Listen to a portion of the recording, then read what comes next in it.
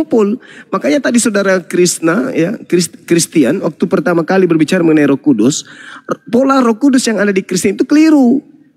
Roh Kudus yang benar adalah Roh Kudusnya datang mengajarkan kepada roh kebenaran, roh kebenarnya mengajarkan kepada murid-muridnya, murid-muridnya merangkum semua ajaran Roh Kudus itu di dalam sebuah kitab. Jadi ketika umat Islam ini mengalami masalah dalam kehidupan keberagamaan, maka mereka kembali bertanya kepada Quran, bertanya kepada Roh Kudus, bertanya kepada ilmu Roh Kudus yang pernah dititipkan kepada penyampai wahyu, ke penerima wahyu yaitu Nabi Muhammad yang kemudian ditorehkan dalam sebuah kitab. Itu kalau di Islam. Jadi ketika ada masalah, Roh Kudusnya membimbing melalui catatan yang ada dalam Al-Quran. Al-Quranlah sebagai obat untuk mencari solusi. Itu Roh Kudus. Kalau di Kristen enggak. Kata Kristen Roh Kudusnya datang ke orang per orang. Itu keliru. Kenapa? Antar sekte dengan sekte yang lain berbeda pandangan. Nah, mana Roh Kudus yang benar? Enggak ada kan? Enggak bisa ditentukan mana Roh Kudus yang benar. Yang satu mengatakan begini, yang satu mengatakan begini. Sekarang Roh Kudus yang benar yang mana? Nah, kalau di Islam ketika ada perbedaan pendapat, kembali kepada Roh Kudus. Apa kata Roh Kudus? Ya Al-Quran. Maka keputusannya ada di Al-Quran.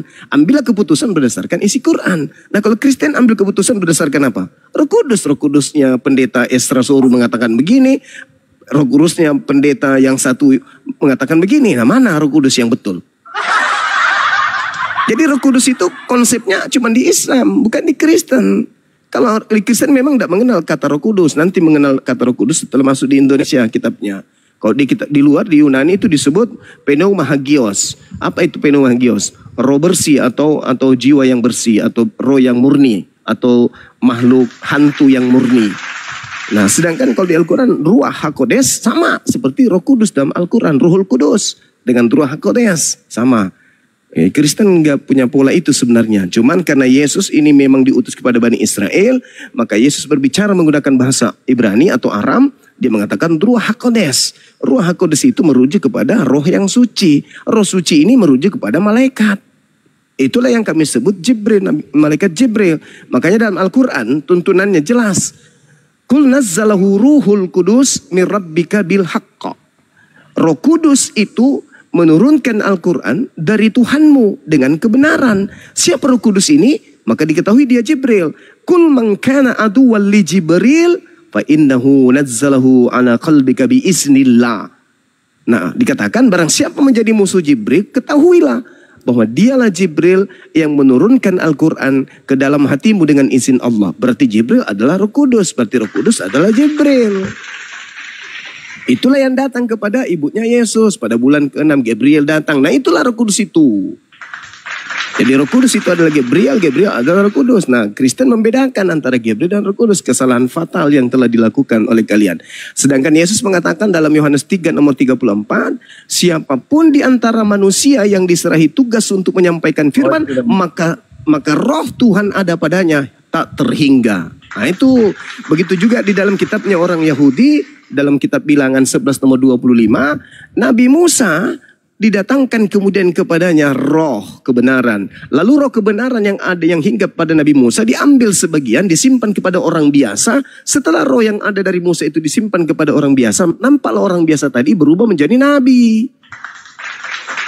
Makanya dalam kitab saudara 10 detik. Dalam kitab saudara 1 Yohanes 4 nomor 1 dikatakan apa? Waspadalah kepada ujilah setiap roh. Ujilah setiap roh. Jangan asal percaya, tapi ujilah setiap roh yang ada. Sebab nabi-nabi palsu, berarti roh identik dengan nabi. Kalau dia nabi palsu, maka dia adalah roh jahat. Kalau dia nabi yang benar, maka dia adalah roh kebenaran. Makanya Yesus mengatakan, akulah kebenaran. Kenapa Yesus mengatakan akulah kebenaran? Karena Yesus adalah seorang nabiullah, rasulullah, ila Bani Israel, untuk Bani Israel. Demikian, silakan. Oke Bang, ya. Berarti saya sedikit menangkap, berarti kan Al-Quran ini tadi Abang bilang selama 22 tahun 22 hari itu turun kepada Muhammad melalui Jibril, itu kan gak ada yang melihat. Nah, lalu ada beberapa isi Quran yang misalnya ya, kalau ada rampasan perang 1/5 buat Muhammad, lalu harus misalnya istilahnya memerangi orang kafir yang tidak mengtuhankan Allah dan lain-lain. Itu gimana Bang? Emang itu Abang seberapa yakin itu tuh dari Tuhan bukan dari Muhammad? Thank you. Iya. Jadi gini saudara, terlalu jauh Anda melihat. Al-Quran diajarkan untuk seluruh umat manusia. Sebelum Nabi Muhammad datang, manusia hidup dalam keadaan kekacauan, porak-poranda. Orang Romawi memegang terjemahan kitabnya orang Yahudi, tapi kerjanya menginflasi, menekan, menjajah, merampas, ya, menjara. Padahal sudah ada otoritas. Otoritas apa yang mereka punya? Otoritas gereja, katanya anak-anak Tuhan. Tapi kerjanya membunuh, mengejar, menangkap, memenjarakan, menjara, merampok, menjajah dan seterusnya. Itu fakta real. Siapa yang tidak mendengarkan suara gereja, bunuh, penggal. Galilea mati, penggal karena tidak seirama dengan gereja. Sama Nabi Musa. Seluruh orang yang diajarkan kemudian untuk diperangi, dibunuh. Jangan kau biarkan apapun yang bernapas. Anda baca kitab Bilangan 31. Anda baca Ulangan 20, nomor 10 dan seterusnya. Perintah Tuhan apa? Bunuh, bunuh, bunuh, bunuh, bunuh, bunuh. Kenapa? Karena memang harus ditumpas orang-orang yang melanggar firman Tuhan. Harus orang-orang yang membuat kerusakan di atas muka bumi. Yang membuat kemaksiatan di atas muka bumi. Harus diperangi. Sodom Gomora merusak kerusakan di bumi. Diratakan oleh Tuhan. Kaumnya Nabi Nuh diratakan, kaumnya Nabi Daud, semuanya yang membuat kerusakan di atas bumi. Atau Tuhan berpaling darinya. Tuhan tidak mau lagi memandang dia. Seperti Bani Israel. Tuhan berpaling, tidak mau lagi pandang. Tidak mau lagi dipandang oleh Tuhan. Nah, Nabi Muhammad datang, dia membawa hukum-hukum. Dan itu sudah dinubuatkan di dalam Ulangan 33 nomor 2. Terbit dari Sinai. Lalu kemudian di Zion, di Zair, lalu kemudian di Faran, dia datang dengan membawa pasukan 10.000 orang suci. Di tangan kanannya ada obor api yang menyala-nyala. Apa itu maksudnya? Dia membawa pasukan 10.000 orang suci, orang yang bersunat, membawa hukum.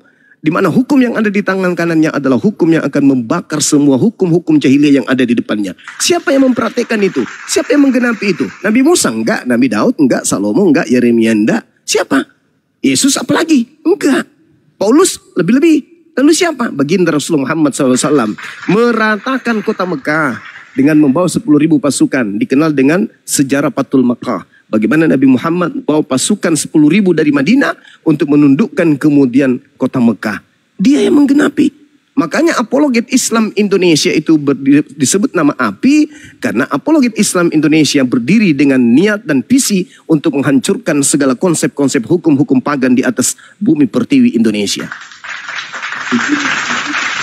Begitu saudara. Jadi Nabi Muhammad itu datang, sudah dinubuatkan. Bahkan apa? Coba sekarang ini Anda buka Bible, Anda baca Kisah Para Rasul 3, nomor 22, nomor 23. Anda baca sekarang. Jangan sebut itu Nabi Muhammad.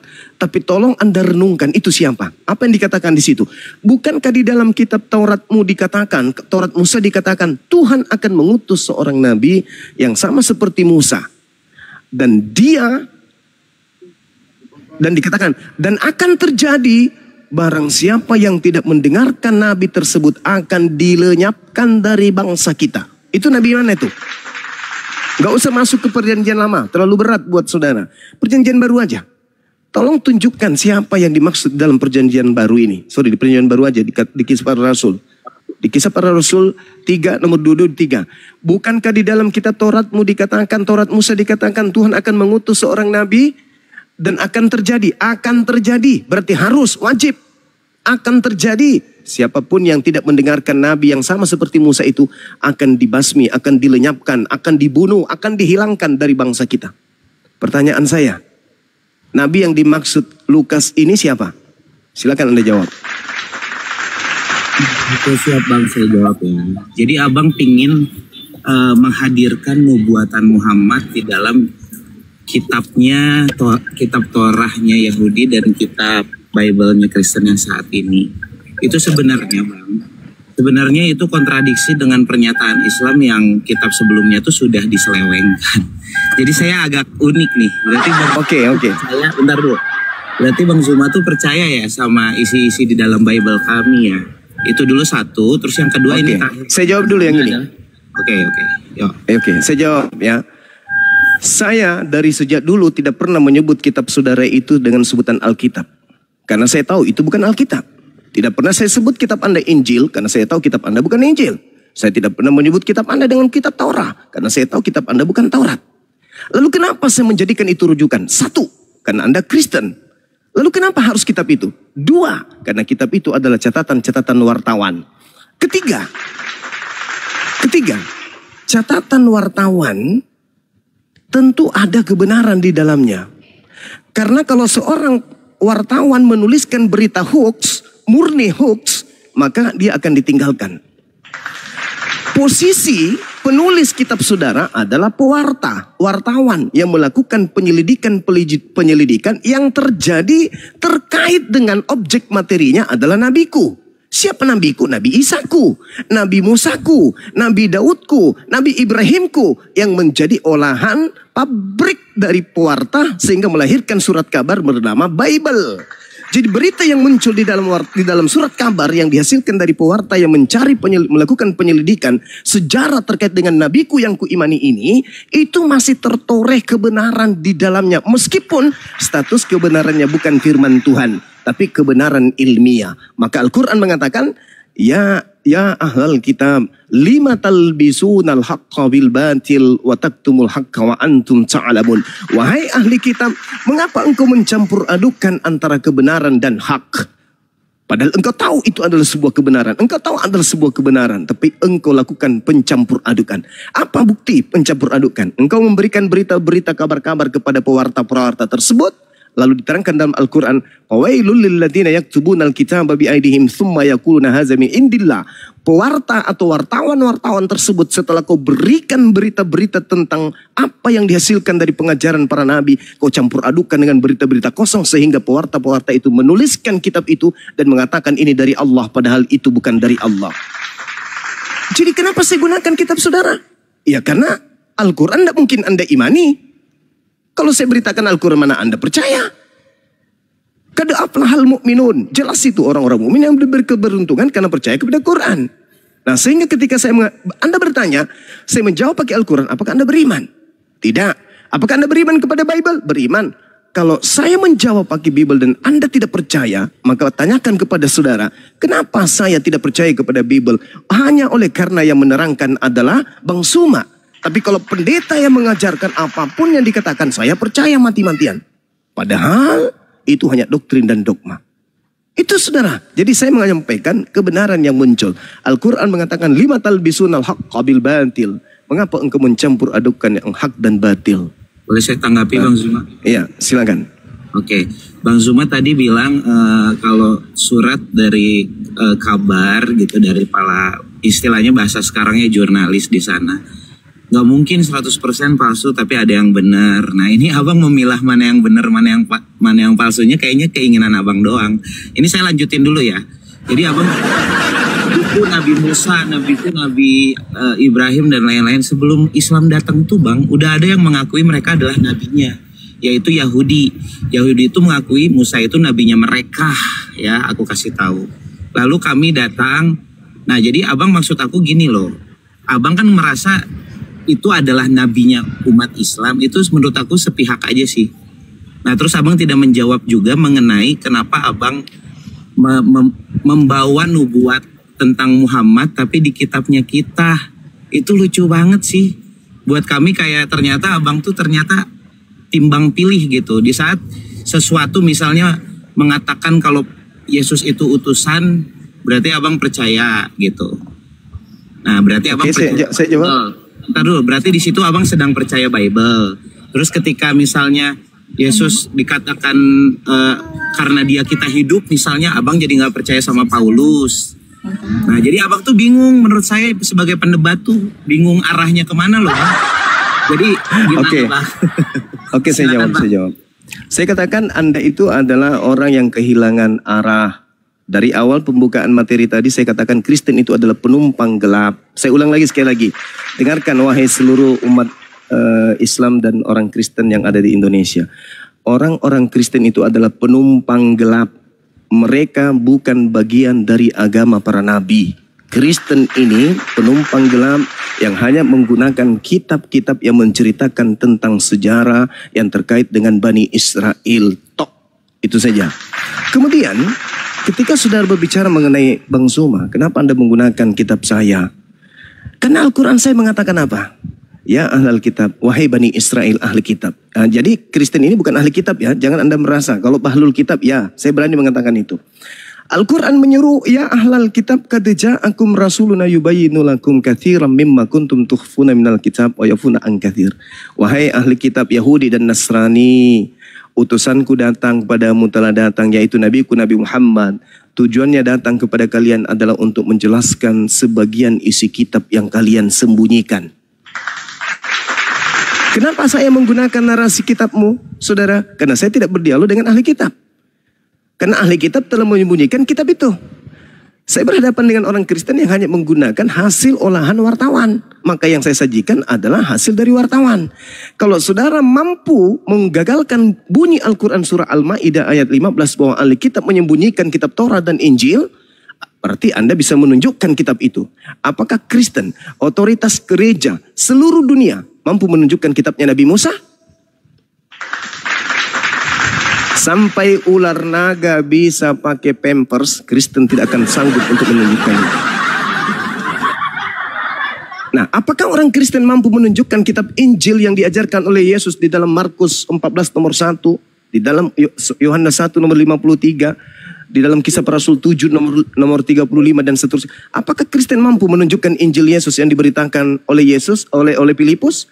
Apakah orang Kristen mampu menunjukkan Injil Allah yang diberitakan oleh Yesus? Tidak akan mampu. Sampai kemudian Pak Bombo lolos Polwan, tidak akan pernah Anda bisa menunjukkan kitab-kitab itu. Maka satu-satunya solusi untuk menyadarkan saudara adalah catatan-catatan wartawan yang Anda imani sebagai firman Theos. Itu, renungkan itu. Saya menggunakan itu bukan berarti saya mengakui itu benar. Itu abang bilang kalau kita tuh adalah wartawan. Justru abang sudah lari dari pertanyaan pertama saya, di mana abang seberapa yakin kalau Quran abang itu adalah wahyu. Saya boleh paparkan sedikit ya. Sebenarnya isi di dalam Quran abang tuh hampir lebih dari 30% tuh membahas Yahudi dan Nasrani. Bahkan ajaran-ajarannya juga mengungkit tentang cerita-cerita Musa yang sebenarnya di Torah juga sudah ada. Jadi kalau abang berbicara dan yakin dan bangga gitu dengan Quran abang, kalau saya sebaliknya bang, kan abang bilang warta nih, saya boleh bilang seperti ini. Justru Quran abang adalah Quran pengulangan hal-hal yang sudah ada di masa lalu diubah-ubah sedikit demi sedikit, sehingga menjadi sebuah yang akan mendukung kepentingan dari Nabi Muhammad. Karena isi-isinya bang, ini saya kasih tahu dulu. Jangan panas dulu bang. Okay. Abang kan enggak. Saya lagi dipanggil, saya lagi tunggu.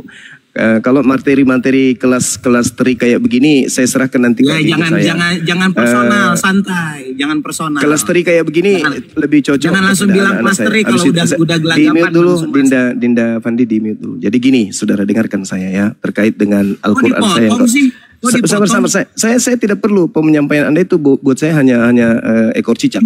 Jadi gini. Dengar, pelan-pelan. Saya ada kegiatan. Anda turun kalau gitu. Anda turun, habis itu Anda naik lagi. Ya turun dulu. Ya habis ini Anda naik karena saya ada kegiatan. Saya lagi di rumah keluarga. Jadi gini, Al-Quran itu memiliki sumber. Sumbernya Al-Quran itu langit. Sedangkan kitabmu itu sumbernya bumi. Sumber langit itu jauh lebih valid karena bersumber dari sang Al-Kalam. Sang yang maha mengetahui. Annallahu sami'un alim. Sesungguhnya Allah itu maha mendengar, lagi maha mengetahui. Dari sana sumber Al-Quran. Sedangkan kitabmu sumbernya dari wartawan-wartawan yang tidak dikenal oleh Yesus itu sendiri. Yesus tidak mengenal Lukas, tidak mengenal Matius, tidak mengenal Markus, tidak mengenal Yohanes. Jadi sama-sama punya sumber. Bible punya sumber yaitu manusia. Wartawan-wartawan lepas tadi, Al-Quran punya sumber yaitu pencipta langit dan bumi yang melihat masa Musa, yang menyaksikan masa Isa alaihissalam. Jadi kalau ada kesamaan, itu karena menceritakan satu objek yang sama. Cuman yang menceritakan Al-Quran adalah yang maha mengetahui Allah. Dan yang menceritakan Bible, peristiwa Yesus itu yang menceritakan adalah manusia yang punya kelemahan. Jadi kalau ada kesamaan itu karena karena berbicara tentang objek yang sama. Nah, kenapa Al-Quran berbicara mengenai Bani Israel? Al-Quran mengatakan dalam surah Al-Ma'idah, "Walaqad ahazallahu mitsaqa Bani Israil wa ba'atsna minhum 12 naqiban wa qala Allahu inni ma'akum." Jelas itu. Allah tadinya sebelum mengutus Nabi Muhammad memilih 12 Bani Israel dan Allah mengatakan inni ma'akum, aku bersama dengan kalian. Nah, ketika mereka ingkar, Allah kemudian memilih Nabi Muhammad untuk meluruskan mereka. Oke sahabat-sahabat sekalian, sementara begitu, habis ini kita lanjut lagi. Izinkan saya sejenak 10-15 menit. Seperti biasa diambil alih oleh teman-teman yang lain. Yang pasti yang adik tadi itu dinaikkan kembali, beliau butuh Bang Suma, beliau butuh diobati. Adik itu butuh dokter, silakan dinaikkan kembali. Sebelum istirahat, Gurunda, Assalamualaikum warahmatullahi wabarakatuh. Abang dan Gurundaku. Waalaikumsalam warahmatullahi wabarakatuh. Ya, ada urusan udah dibilangnya masih ngengkel mau menang kalah. Naik lagi Kristop, lawan saya aja. Naikkan dia saya rujak. Disapa yang izin dulu. Tidak ada data di Bible, tidak ada data di Al-Quran itu mengkisahkan Nabi itu berzina. Satu, tidak ada data di Al-Quran itu ada Nabi mensinahi kedua anaknya. Tidak ada data di Al-Quran itu mengorbankan manusia mati terkutuk menebus dosa. Kalau ada peristiwa yang sama, justru Al-Quran datang membersihkan nama-nama mereka yang dirusak oleh orang-orang yang tidak bertanggung jawab. Artinya apa? Bersyukurlah dengan adanya Al-Quran untuk menyernihkan ini semua. Tapi saudara kita Kristen, tetap jangan dong bersihkan nama Nabi Daud, biarlah dia berzina. Jangan dong bersihkan dalam hal pembunuhan berencana itu. Jangan dong bersihkan kalau anak-anak itu dibantai. Janganlah dibersihkan kalau si Onan itu mengeluarkan itunya di atas perut. Janganlah bersihkan kalau ada Nabi Lot untuk mensinahi anaknya. Jangan dibersihkan. Kristen ini maunya ada yang rusak-rusak semua yang dia mau pakai.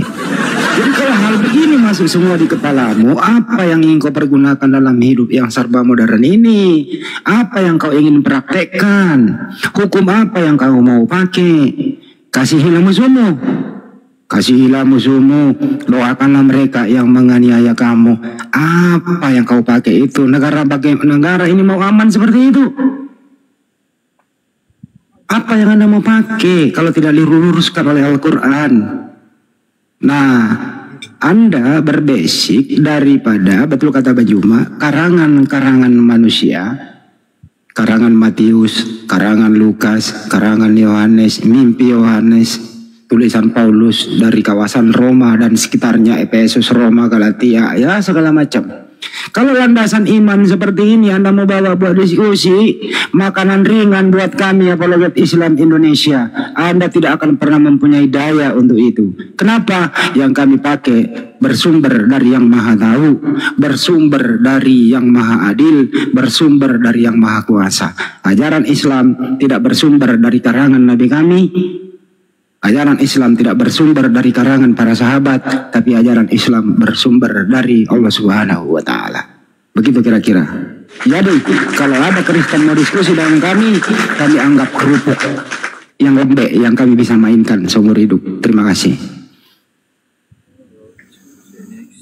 Ya, oke, Kang Dito lanjut. Dinaikkan ya, yang masuk. Lain. Ya, silakan. yang Christopher tadi mana dia?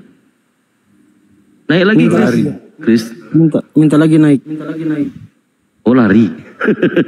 Bukan lari, diturunin sebentar supaya ada Bang Zuma mau ada yang menyampaikan gitu loh. Silakan naik lagi. Tapi menyikapi tentang gerbong gelap atau pengikut jemaat gelap. Ini hubungannya sebenarnya yang mereka ada hubungan gak sih dengan Bani Israel itu? Yang saya tangkap begitu, dan ini memang kita sudah komitmen ya. akan membawakan satu materi tindak lanjut bagaimana orang yang mengaku sebagai umat Israel atau orang Yahudi padahal sejatinya tidak, maka itu tertulis di dalam Bible sendiri. Kita pengen tanya, kalau temanya siapa yang ngajarin Kristen, yang saya tanya jemaat iblis yang ada di kitab Wahyu pasal 3 nomor 9 itu siapa? Yang menyebutkan mereka ini adalah yang mengaku sebagai orang Yahudi tetapi bukan. Nah, coba buat teman-teman Kristen, kalau Pak Kris semalam udah sampai kita ngantuk-ngantuk ya.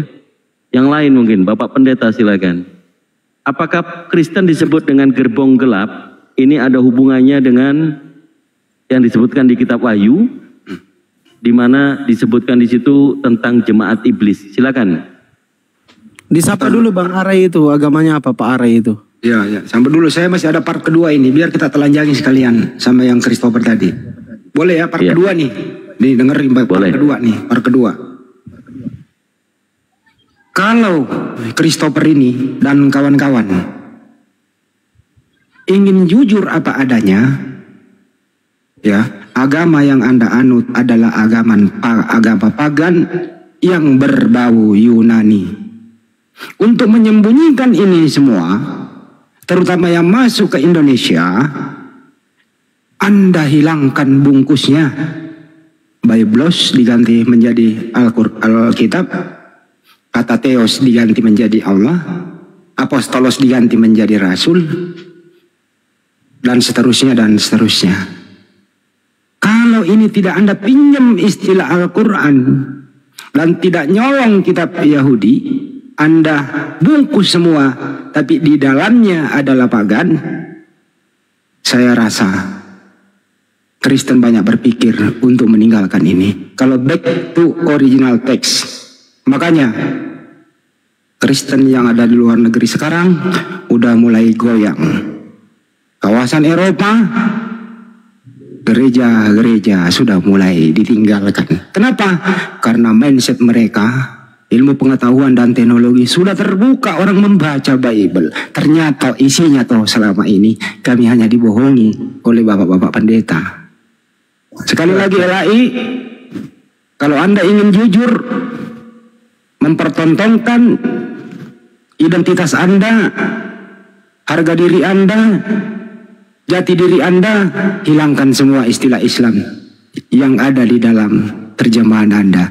Saya rasa Pak Kris, Christopher, Kristen yang lain membacanya mengalami musibah yang dahsyat dan bergegas untuk memeluk Islam dengan syahadat asyhadu alla ilaha illallah wa asyhadu anna muhammadar rasulullah. Takbir. Allahu akbar.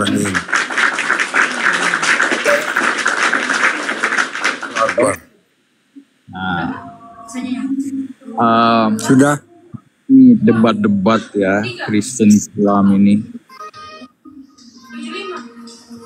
Surga itu sebenarnya untuk siapa? Kalau di kitab Wahyu hanya untuk orang Israel. Jadi percuma kita capek-capek debat sedangkan surga tempatnya kaum yang lain. Kalau kita baca Wahyu 12 ayat 17, maka marahlah naga itu kepada perempuan itu lalu pergi memerangi keturunannya yang lain yang memelihara hukum-hukum Allah dan memiliki kesaksian Yesus. Jadi dua hal ini, memiliki hukum Allah dan kesaksian Yesus, itulah yang dibenci setan. Nah, setan tidak suka itu. Kenapa? Itu ajaran yang benar. Jadi kalau seluruh dunia pun jadi Islam, ya, iblis tidak akan terpengaruh. Kalau dianggapnya enggak apa-apa kok jadi Islam semua, kenapa? Ajarannya kok belum menentang saya. Pak Kris, izin Pak Kris, biar nggak kemana-mana saya kasih topik. Bisa nggak sih Pak Kris? Nah ini nih topiknya, kita buka topik baru. Bisa nggak Kristen itu berdiri sendiri? Ini topik baru nih. Bisa nggak itu Kristen berdiri sendiri, back to Yunani, original text, tanpa nyolong kitab Yahudi dan nyolong istilah-istilah Al-Quran? Apa bisa hidup dan berkembang? Silakan Pak Kris. Kita ini sebenarnya bukan dibilang nyolong-nyolong. Memang kalau kita perhatikan firman dari Yesus, dia itu mengutip Taurat ya, kitab Musa ya, kemudian apa yang dianggapnya masih berlaku tidak dirubah, tidak dibatalkan. Ya, jadi kalau itu masih berlaku adalah 10 perintah Allah itu, ya tidak ada yang batal. Kita ini pengikut Kristus, bukan pengikut Musa. Kita juga pengikut Kristus, bukan pengikut ajaran-ajaran baru. Nah, Yesus mengajarkan sesuatu yang menggabungkan kitab Taurat dan Injil. Ya, ajaran Yesus dan kitab Musa, dia kan membenarkan ya apa yang dikatakan masih berlaku masih. Jadi kita juga, maksud Pak Kris ngaku-ngaku jadi orang Yahudi begitu? Kita bukan, kalau kita melakukan 10 perintah Allah bukan karena kita ngaku-ngaku jadi orang Yahudi, bukan. Kan Yesus katakan mana kehendak Allah, mana kehendak Bapa, itu yang harus kita perhatikan. Kan apa dia katakan? Bukan yang berseru kepadaku Tuhan, Tuhan, Tuhan masuk dalam kerajaan surga, tetapi melakukan kehendak Bapa di surga. Ini kemana-mana nih Pak Kris. Saya lagi Pak Kris. Saya lagi izin. Kalau Pak Kris konsisten, nih dengerin baik-baik. Kalau Pak Kris konsisten mengikuti Torah, kalau Pak Kris konsisten mengikuti Injil Nabi Isa atau Iso, itu Anda tidak akan menjadi Kristen. Anda akan menjadi Yudaisme, minimal dari Nasrani. Kalau Anda konsisten, dengerin dulu, saya belum selesai. Anda tidak akan pernah menjadi Kristen. Kenapa? Kalau memang Kristen itu benar memakai kitab Yudaisme menjadi Kristen. Buktinya sekarang orang Yudaisme melihat salib diludahi gitu loh Pak. Tapi kalau Anda tidak konsisten, Anda akan menjadi Kristen dengan membungkus ini semua. Ya, saya sarankan jadilah Kristen yang tidak bersandar kepada siapa-siapa, tapi bersandarlah kepada Roma, tulisan Paulus itu Pak, silakan. Kita bersandar bukan kepada Roma. Tidak ada ajaran Roma. Yang ada ajaran Kristus kalau di Alkitab. Kalau ajaran Kristus meneguhkan hukum, itu yang harus kita patuhi karena kehendak Bapa di surga tertulis di situ. Maka ketika kalian ya entah Kristen dan Islam ini debat-debat, buat saya percuma, ngapain kita siapin miliaran data ya untuk debat. Padahal sebenarnya itu tidak mempengaruhi iblis. Kenapa? Kalau iblis menganggap, itu kamu teman saya, nggak ada gunanya karena dalil-dalil kalian tidak menentang ajaran-ajaran Tuhan. Nah, jadi iblis membenci ya, memerangi orang-orang yang memelihara hukum Allah dan memiliki kesaksian Yesus. Jadi dua itu yang kepanjangan. Tapi kenapa Kristen itu meninggalkan jati dirinya original teks yang berbahasa Yunani itu? Kenapa Kristen meninggalkan itu? Silakan. Lah kalau Anda katakan bahasa, memang kitab kita itu kalau dari bahasa Yunani diterjemahkan ke bahasa Indonesia, kan sebelum ke bahasa Yunani bahasa murid-murid Yesus bukan Arab, murid-murid Yesus kan orang Yahudi. Ya jelas kalau tulisan kitab-kitab itu ke bahasa Yunani berarti bahasa Yahudi lebih dahulu. Kalau itu bahasa Aramaik apa itu, nah jadi ke yang Yunani tidak mungkin ya kalau murid-murid Yesus memang pertanyaan sederhana, kenapa Anda tinggalkan original teks Yunani itu Pak? Kenapa Anda tinggalkan? Makanya kalau kita baca Alkitab, perhatikan apa yang disampaikan Yesus ya. Kalau ajaran-ajaran saya kasih contoh nih Pak. Pak, saya kasih contoh nih ya. Di situ tertulis apostol. Kenapa Anda tinggalkan apostol mengganti menjadi rasul, Pak? Kenapa Anda tinggalkan theos mengganti menjadi ALLAH gitu loh? Kenapa Kristen tidak mencintai Greek itu yang berbau Yunani, Pak? Kenapa? Itu pertanyaannya. Ya, bahasa di dunia Tuhan yang berikan ya pada zaman Babylon. Jadi banyak macam. Nah, kalaupun Allah Tuhan Yesus mengizinkan bahasa lain digunakan untuk menerjemahkan firman dari Yesus, ya tidak masalah karena murid-murid Yesus itu kan diberi kesanggupan berbahasa lain. Pak Kris nggak bisa menjawab. Jawabannya Pak ada di Filipi 1. Pak Kris saya kasih jawaban pakai data. Jawabannya ada di Filipi 1 nomor 18. Pak Kris coba baca Pak. Iya, Pak Kris coba baca Filipi 1:18 Pak. Jawabannya di situ. Jujurlah menjawab. Ya, saya tidak lagi-lagi juga Paulus yang ngajarin Anda. Apa perlu dibacakan? Mas Pandi bisa bacain Filipi 1:18. kita kan bicara Yesus, kita lepas Iya, dulu iya, Paulus. saya kasih format jawaban Pak di sana. Saya ini dosen. Format jawabannya ada di Ya. sana supaya Anda benar-benar menjadi Kristen yang jujur gitu loh. Ya, Anda kan nggak suka Paulus. Nah, bacain deh kalau Tetapi gitu. tidak mengapa, sebab bagaimanapun juga Kristus diberitakan baik dengan maksud palsu maupun dengan jujur. Tentang hal itu aku bersukacita dan aku akan tetap bersukacita. Enak kan jawabannya Mas Dito? Udah hancur perpuluhan. Nah, jadi Kristen ini memberitakan Kristus itu ya bebas, mau bohong mau kagak, bodo amat, yang penting diberitakan, tabrak semua koridor yang berlaku, gitu loh. Anda tahu sejarah bagaimana Kristen itu Pak. Waduh, kalau saya ceritakan perang salib dan seterusnya Pak, berapa korban jiwa Pak? Gitu loh Pak.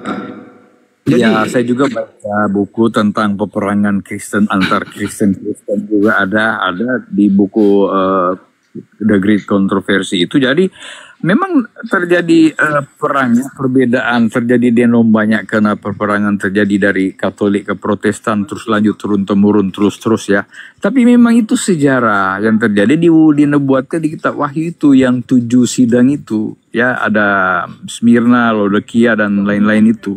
Jadi kalau kita ini Kristen ya, tidak semua Kristen itu sebenarnya menentang Kristus ya. Memang benar. Ini jadi kayak gimana ini, malah mengamini Pak Kris. Gimana Pak Kris? Pak, gini Pak, kenapa, gini aja sederhana pertanyaannya Pak. Kenapa Kristen di seluruh dunia itu berbeda-beda Pak? Kristen Indonesia beda Kristen Arab. Kristen Arab beda dengan Vatikan. Vatikan beda dengan di Bali. Kristen Bali beda dengan yang ada di Jepang. Kenapa beda-beda Kristen itu Pak? Iya, makanya kalau kita perhatikan apa yang namanya Babilonia, Babel di kitab Wahyu artinya kacau. Nah, terjadi kekacauan ini memang karena apa? Terjadi misunderstand tentang tulisan Paulus. Nah, makanya Petrus katakan, tulisan Paulus ada hal-hal yang sukar dipahami sehingga diputarbalikkan oleh mereka yang tidak mengenal hukum. Saya kasih lagi Pak, yang di depan mata Pak Kris nih, izin Pak terakhir dari saya. Di depan mata Pak Kris, di Indonesia, Pak Kris Advent. Kenapa Anda berbeda dengan yang lain? Silakan. Ya kalau kita berbeda ya seperti tadi, kalau dasar mereka juga punya dasar. Kenapa harus pelihara hari Minggu? Kenapa punya ayat-ayatnya? Ya, Jawabannya bukan begitu Pak. Jawabannya karena menafsirkan sesuai selera, meninggalkan original teks. Sekali lagi saya ulang Pak ya, menafsirkan, menerjemahkan sesuai selera, ya, tidak bersandar dengan original teks, begitu Pak. Oke, apakah saya kalau memelihara Sabat itu nggak original teks baik Al-Quran maupun Alkitab ada? Ya. Pak, Jadi orang yang bersahabat itu, dengarin Pak, orang yang bersahabat itu tidak akan pernah percaya ada penebusan darah manusia di tiang salib. Jadi percuma Anda bersahabat kalau Anda masih percaya penumpahan darah, penebusan dosa Pak. Yudaisme sahabat, Yudaisme tidak mengenal penghapusan dosa di tiang salib. Jadi percuma Anda bersahabat. Lanjut Kang Dito. Nah, itu gagal paham itu kok seperti itu. Bukan masalah gagal paham. Justru Anda inilah yang dituduh di dalam kitab Wahyu pasal 3 nomor 9 Pak. Anda mengatakan sebagai orang Yahudi, ternyata Anda bukan. Coba kita baca sekarang Wahyu 3 nomor 9. Semalam kayaknya kelihatan Bapak ini udah paham. Ternyata turun itu apa ya? Lihat beberapa orang dari jemaah iblis, yaitu mereka yang menyebut dirinya orang Yahudi tetapi yang sebenarnya tidak. Ini justru Anda mengamini bahwa Anda adalah jemaat iblis Pak. Itu Anda menjaga hari Sabat. Hari Sabat milik orang Yahudi. Orang Yahudi tertuang di dalam 10 hukum Taurat. Anda orang Indonesia bukan orang Yahudi. Lalu jemaat iblis ini gimana? Dengar ya, kalau persoalan Sabat bukan berbicara Yahudi, masih di Adam ya, itu sudah dilembagakan, sudah ditetapkan Yesus. 10 perintah Tuhan, 10 perintah hukum Taurat itu untuk Yahudi, Bani Israel, atau untuk Bani Adam? 10 perintah Allah untuk semua manusia. Iya, ngarang ini udah.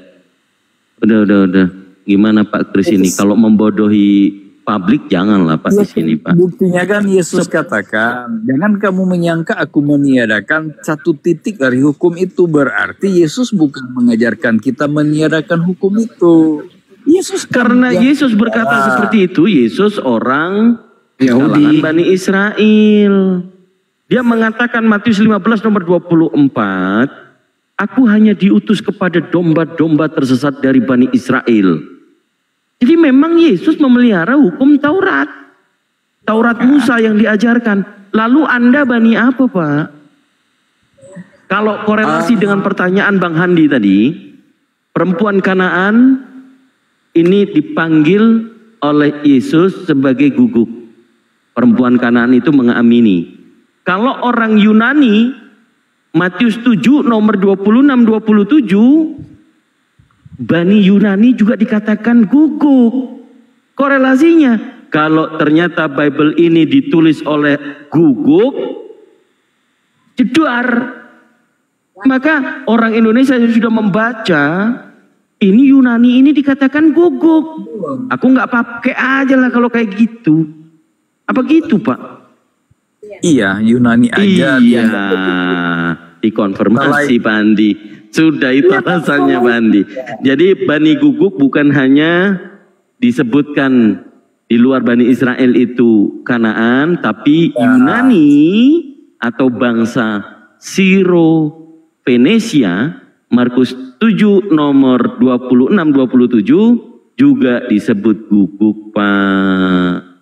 Ini serba repot. Pendapat dikit ya Pak Kris. Saya setuju kalau Pak Kris ini pengikut Yesus. Tapi mohon maaf, bukan Yesus yang diutus kepada Bani Israel, tapi Yesus Kristus yang mati di tiang salib, yang fasik, yang terkutuk itu. Sekali lagi saya ulang Pak Kris, silakan mengikuti Yesus Kristus yang mati terkutuk di tiang salib, tapi bukan Yesus untuk Bani Israel. Jadi di sini ada dua Yesus Kristus. Makasih. Yesus yang benar adalah yang Yesus yang mati dan bangkit, dan dia lanjutkan bangkit. Tanda kemenangan. Jadi Yesus yang bangkit itu mengalahkan maut. Nah, Oke, sebenarnya Yesus yang dilahirkan dengan Yesus yang keluar dari kubur, ini keduanya yang sama atau salah satunya berbeda? Kalau Yesus mengatakan aku dari Bapa, aku dari atas, lalu ada Yesus yang mengatakan keluar dari kubur. Bagaimana Bapak bisa membedakan? Mana yang betul-betul Yesus? Yesus yang asli yang mana? Yang datang dari Bapa atau yang keluar dari kubur? Iya, datangnya dari Bapa, kan dia dilahirkan jadi manusia. Kemudian lalu yang keluar dari kubur siapa Pak? Ya, keluar dari kubur adalah Yesus yang pernah lahir itu. Macam mana Bang Handi? Yesus lahir. Di Surah Maria juga disebutkan tiga-tiga itu Yesus itu lahir, mati dan bangkit. Gimana di Al-Quran juga? Pak, kalau merujuk kepada dalil, iblis itu dilemparkan dari langit kemana Pak? Di bawah bumi, atau dilahirkan Pak? Iblis itu memang dilemparkan ke bumi ini. Bumi itu dalam artian dalam goa atau di kuburan Pak sebenarnya?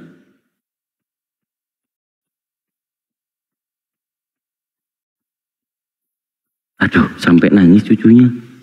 Naik lagi Kristen yang lain, Bandi. Udah bubuk ini ya, terus. Siapa ya Kang gitu ya? Aku naikkan Bang Kris, di mute aja dulu Bang Kris. Oke. Renung dulu Bang Kris. Ya, Telo Atong, selamat siang menjelang sore. Kasih kesempatan teman-teman Kristen untuk naik ya. Izin kawan-kawan Muslim. Sekali lagi saya sampaikan, kasih kesempatan yang naik itu teman-teman Kristen biar belajar mereka. Silakan disapa Kang Dito. Oke. Nasib wis, selamat siang, Kristen atau Muslim? Bang Nasib? Udah Kalau 3 langsung. kali nggak jawab langsung turunin aja Kang Dito. Kalau sudah 3 Oke, aku langsung ya turunin ya. Baik. Ke Suma Dewi, selamat siang menjelang sore.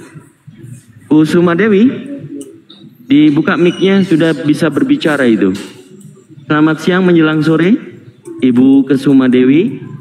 Ibu Kesuma Dewi kosong. Oke. Ton Taifur, selamat siang. Selamat siang Ton Taifur. Ton Taifur kosong juga. Itu selamat siang itu ngomong sendiri itu. Oke, dibawa dulu. Silakan dinaikkan lagi, host. Ajinomoto, selamat siang menjelang sore. Selamat siang, assalamualaikum semuanya. Waalaikumsalam. Muslim ya Pak ya?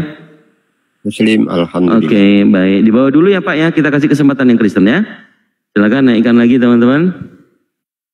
Mohon maaf yang Muslim mungkin boleh dipending dulu. Kalau ada season, aduh kalau ini mah. Oke lah, aku nggak apa-apa. Ini ku kasih tahu dulu. Bu Mauli. Apa kau? Iya. Baru naik udah nangis dia. Oke, itu Mauli di mute dulu itu ya. Ini ada yang naik. Ya, kita sapa dulu. Manggolo, selamat siang menjelang sore, Manggolo. Siang menjelang sore. Ya, Kristen atau Muslim, Pak Manggolo? Kristen Bang, Kristen. Oh ya, tandanya sudah salib ya Pak Manggolo ya? Iya, betul. Baik. Menurut Pak Manggolo sesuai dengan tema yang mengajari Kristen siapa Pak? Silakan. Yang ngajarin Kristen. Maksudnya gimana ini? Ya, kalau Bapak secara umum sebagai manusia dilahirkan dari keluarga Kristen pasti yang ngajarin kan mama atau bapaknya, orang tua kan. Gitu. Nah, nenek moyangnya. Kalau secara filologi atau berdasarkan Bible, yang mengajarkan Kristen siapa Pak? Yang mengajarkan Kristen kan Yesus kan. Di mana datanya Yesus mengajarkan Kristen Pak? Silakan. Iya, sampean paham Kristen enggak? Enggak, katanya.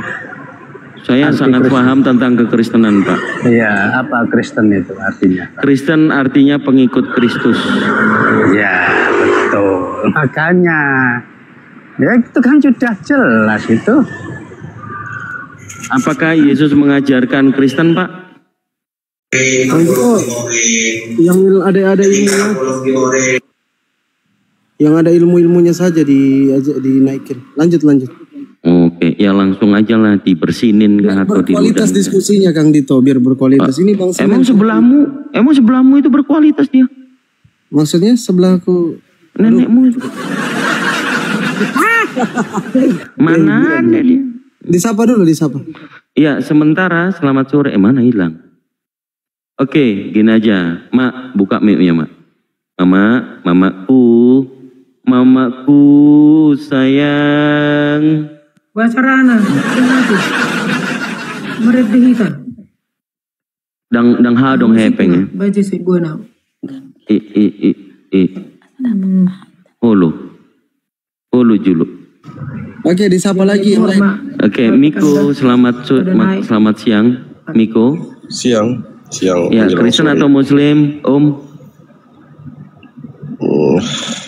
Gak usah tanya itulah Bang. Nah, ini kita diskusi agama Bang. Oke, dibawa dulu kalau begitu, kalau nggak boleh ditanya. Saya masih silakan. di Yohanes 1. Masih di Yohanes 1. Oke, Kristen ya Bang Miko ya. Oh, Kristen, oke. Ya, Oke, silakan. Nasi goreng itu disapa juga Kang Dito. Nasi goreng. Ya, nasi goreng, selamat siang. Selamat siang. Kristen atau Muslim Bang? Muslim saya. Oke, dibawa dulu Bang ya, mohon izin. Baik, ada Pak Jimmy, selamat siang, menjelang sore Pak Jimmy. Oh, Kristen. Pak Jimmy. Masuk. Pak Jimmy sudah masuk. Pak Jimmy sudah masuk. Woi. Masuk. Iya, sudah masuk. Nah, Kristen atau Muslim Pak Jimmy? Kristen. Oke, di mute dulu. Coba digeser tempat ke yang kondusif biar nggak ada noise Bang. Oke, di mute dulu. Baik. Oke, Pak Miko. Sehubungan dengan tema di atas, siapa yang mengajarin Kristen, Pak? Silakan. Udah nggak jelas Siapa pengajar itu, Kristen? Bang. Silakan. Yang ngajarin udah nggak jelas itu. Waduh, yang ngajarin nggak jelas. Oke, lanjut. Pak Jimmy aja. Oke, Pak Ji. Nggak jelas katanya. Oke, mungkin dia lagi di persimpangan. Mudah-mudahan Muslim ya. Oke, Pak Jimmy, dibuka mic-nya Pak Jimmy. Sudah naik kok, sudah masuk Pak Jimmy. Pak Jimmy, selamat siang. Udah. Ya, silakan. Selamat siang. Ya, siapa yang ngajarin Kristen Pak? Monggo. Tuhan Yesus Kristus. Waduh, di mana Pak dalilnya Pak, datanya Pak? Bagaimana itu bisa dibilang Tuhan yang ngajarin Pak? Matius 28 ayat 19. Suruh dibuka. Amanat agung, pergilah ke seluruh bangsa, jadikanlah muridku. Jadi murid Tuhan atau jadi murid apa ini Pak? Murid Tuhan lah. Oh, murid Tuhan. Aduh. Jadi murid itu bisa melihat Tuhan Pak? Bisa? Nah, coba gambarkan. Bagaimana gambaran Tuhannya Bapak? Iya, murid bertemu dengan Yesus. Waktu Yesus menjadi manusia, ya bertemu.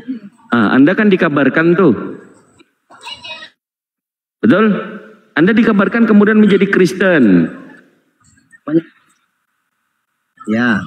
Ya kan? Berarti Anda murid Tuhan. Murid Tuhan. Oke, Tuhannya Abang yang seperti apa coba? Tahu nggak? Tuhan itu roh. Iblis itu roh bukan? Roh jahat. Sama-sama roh. Sama-sama roh, tapi roh jahat.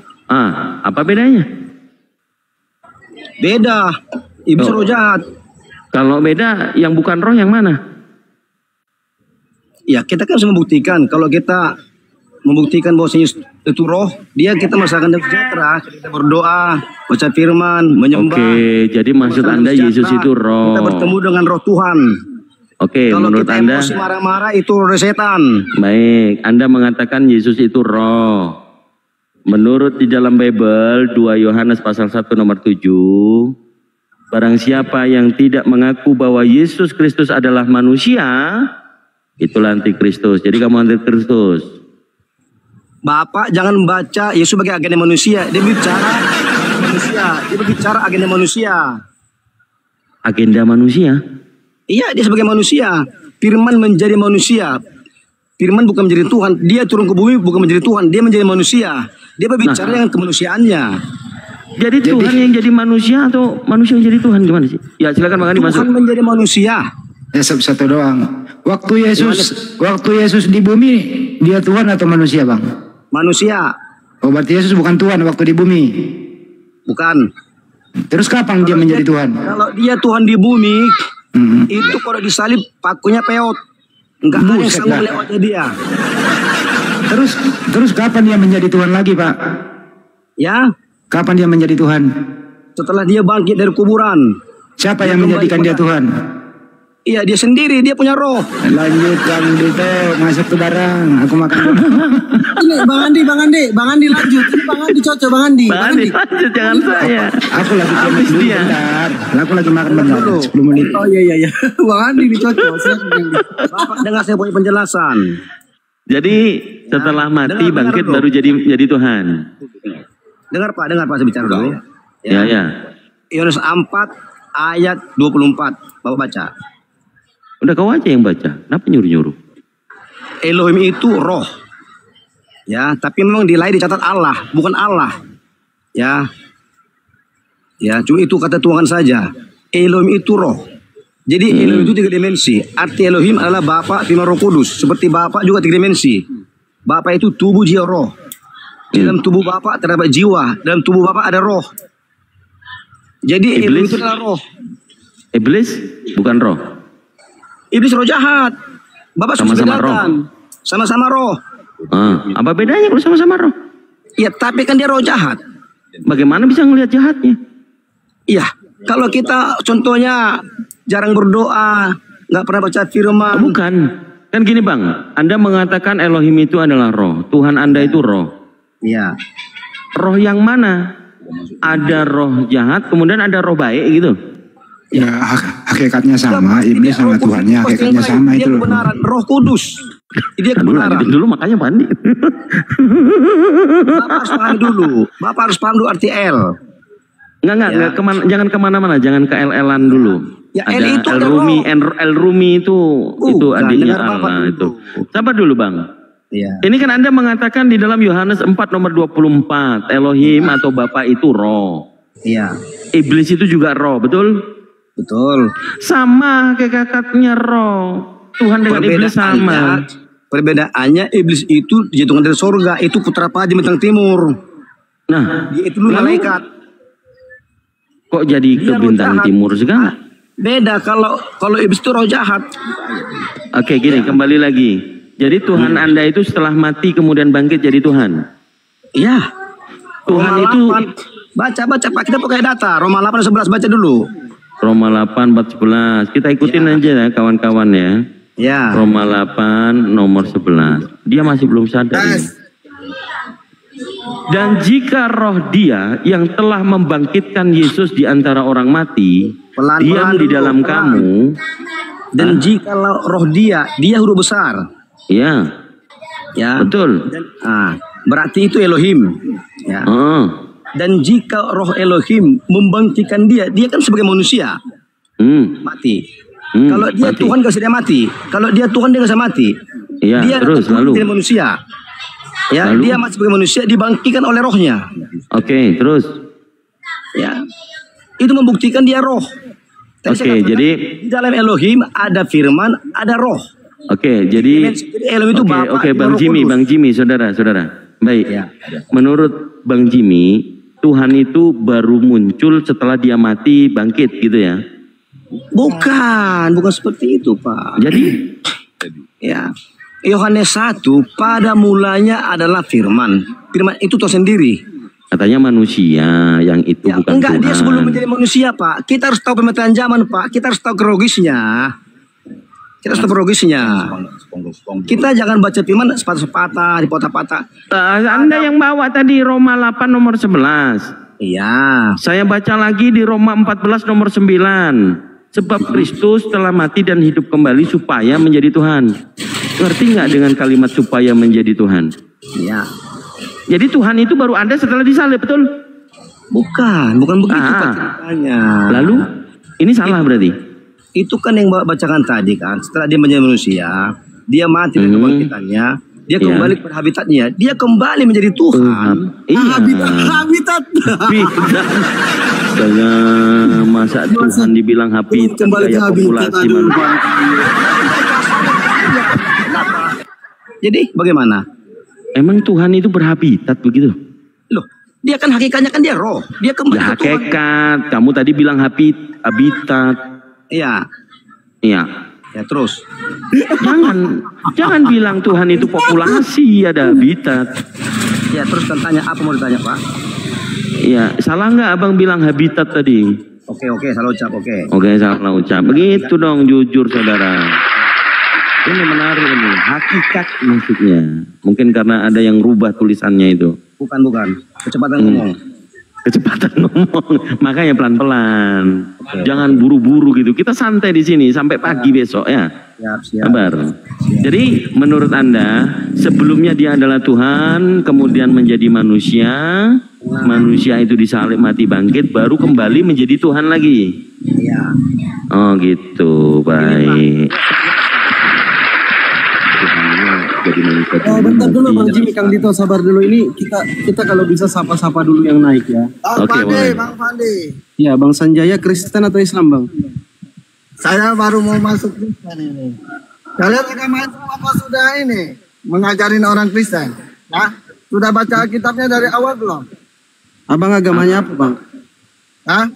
Saya mau sebentar lagi saya mau Kristen. Agama Buddha saya.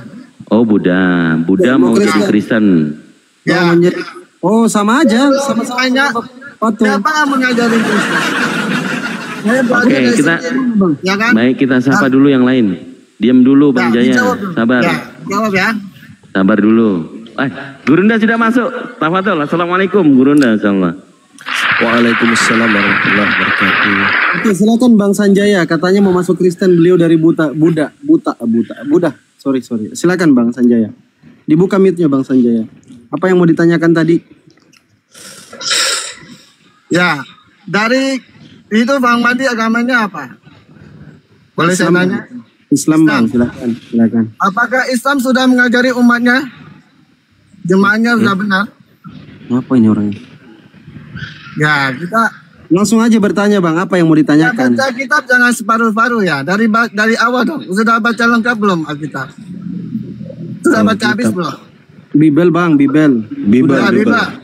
Ya. Iya, dari Kejadian sampai Wahyu. Udah.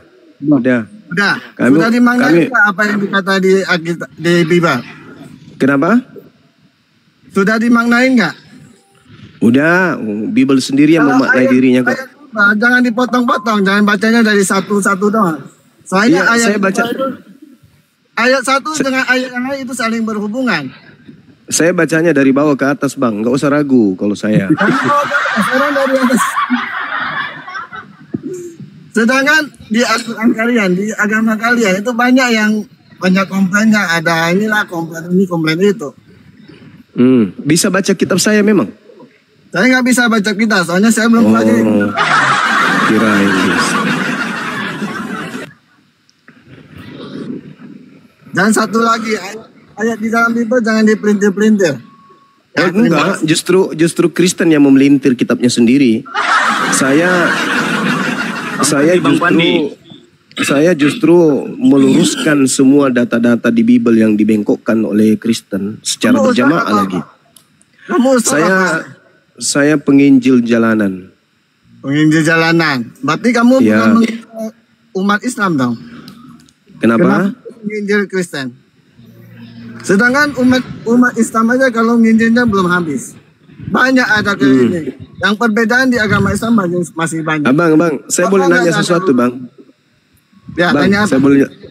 Kapan rencana Anda meninggalkan dunia? Terlalu cerewet Anda itu. Tuhan Yesus memanggil saya ikut. Dan saya tanya kembali. Apa? Kapan Tuhan kamu memanggil kamu? Apa tadi barusan? Apa? Tuhan Yesus, Tuhan memanggil saya mengikuti dia, saya ikutin dia. Sedangkan kamu, kalau Tuhan manggil kamu ikutin enggak? Yesus itu tidak pernah memanggil Kristen. Yesus memanggil muridnya Bani Israel. Ente siapa rupanya? Ente Bani Israel. Iya, saya murid dia, saya belajar dari dia. Murid. Gimana Anda mendaftar? Saya tadi bicara tentang ketuhanan. Untuk menjadi murid Yesus itu harus tamat melakukan hukum Taurat. Siapa bilang gitu? Yesus yang mengatakan itu. Enggak dong. Matius 19 nomor 16 nomor 17. Baca Google dia ini, Pak. Syarat menjadi murid Yesus. Syarat menjadi murid Yesus itu dengan hidup benar. Harus 8. Kau ya, hidup benar itu gimana? Hidup benar itu menjalankan hukum Taurat atau gimana? Bukan hanya hukum Taurat. Iya, lalu hukum Taurat dulu. Baca dulu Yohanes 8. Harus step by step. Kalau Yohanes 8 itu ucapan Yesus untuk Bani Israel, bukan untuk Karisteng. Ya, Karisteng itu panumpang gelap. Baca dulu. Jadi ketika ada seorang yang datang bertemu dengan Yesus, orang ini berkata begini, "Guru, perbuatan baik apakah yang harus kuperbuat untuk memperoleh hidup yang kekal?" Jawab Yesus begini, "Apakah sebabnya engkau bertanya kepadaku tentang apa yang baik? Hanya satu yang baik. Tetapi jikalau engkau ingin masuk ke dalam hidup, turutilah segala perintah Tuhannya Abraham, Ishak dan Yakub." Pertanyaan saya, ada nggak perintah Tuhannya Abraham, Yakub agar supaya manusia menyembah Kristus? Ada nggak? Woi, lumpala. Jimmy, dibuka mic-nya Jimmy. Ayo ada atau teman-teman Jimmy, yang lain boleh Elon, Edward, ada dijawab. 4 Kristen, silakan yang Kristen. Nah, coba tunjukkan di mana Ini saya di bicara mana dengan, maaf, ini saya bicara dengan Pak Juma. ya saya gurunya Pak Bom Bom. Apa? Kita Pak jangan lari dari konteks. Tadi kita berbicara tentang ketuhanan. Elohim itu adalah roh. Dia dibangkitkan. Di mana dalilnya Elohim itu adalah roh? Tunjukkan. Yang sampai 24. Itu Theos, dewa itu bukan Elohim. Ada aja ini. Dari mana kamu katakan Theos? Di mana kamu Theos katakan itu Theos itu deh. Di situ apa bacaannya? Di situ dikatakan pneuma hotheos. Baik, lembaga di Indonesia. Pneuma hotheos. Lah, bahasa aslinya dong. Bahasa aslinya dong gimana sih? Arti Theos itu Elohim. Mana ada Theos artinya Elohim? Mana ada Theos artinya Elohim? Di siapa ngejarin Theos Elohim? Tuhan itu Elohim. Mama, solang generasi. Dari mana? Kata Tuhannya Yahudi, jangan kau menyebut nama Tuhanmu dengan sembarangan. Kok Tuhannya Yahudi panggil Theos? Ada aja. Enggak ada begini-beginian, enggak ada begini-beginian. Dengar Pak Juma. Orang Yahudi. Dudukkan dulu. Antara Elohim untuk guna-guna. Antara Elohim dengan Theos itu laksana langit dan kolong kandang babi. Paham? Elohim itu pencipta langit dan bumi. Theos itu dewanya orang Roma Yunani. Udah nggak usah terlalu lebay kali. Emang kalian ngerti bahasa? Yang perlu saudara pahami, dengar saudara kita. Katanya tadi berbicara mengenai konsep Tuhan, kok jadi sekarang lari ke bahasa? Kalau berbicara mengenai Elohim, itu berbicara mengenai skala besar, yaitu pencipta langit dan bumi yang menyatakan diri melalui ciptaannya kepada nabi-nabi yang datang kepada Bani Israel. Di ufuk yang berbeda, kalau berbicara belum selesai. Saudara belum selesai. Kalau berbicara mengenai Theos, itu berbicara mengenai sembahan-sembahan Romawi, Yunani, India, Mesir. Itu penyembahan terhadap dewa-dewa. Jadi bedakan. Nah, 10 detik saya simpulkan. Elohim adalah Rabbus samawati wal ard, pencipta langit dan bumi. Sedangkan Theos adalah dewa yang nuzul ke bumi, menjadi Hercules, menjadi Krishna, menjadi Zeus, menjadi Attis, menjadi Horus, menjadi Yesus atau menjadi Isus. Gitu ya. Jangan emosi, silakan giliranmu. Silakan. Halo. Ya halo, lagi di mana? Iya, lagi di Medan. Oh, apa kabar? Sehat. Oh, sehat. Halo. Iya, sehat. Kita berbicara tentang keesaan Tuhan. Jangan berbicara keesaan Tuhan dulu, berbicara Tuhan dulu, Tuhan dulu yang kamu bahas. Apa itu Tuhan? Tuhan adalah bayi yang minum, bukan bayi yang minum tetek, bukan. Saya sudah mengerti arahnya. Ini Bapak bicara Yesus ini. Anjing, manusia. Hina-hina kau ya. Anda kan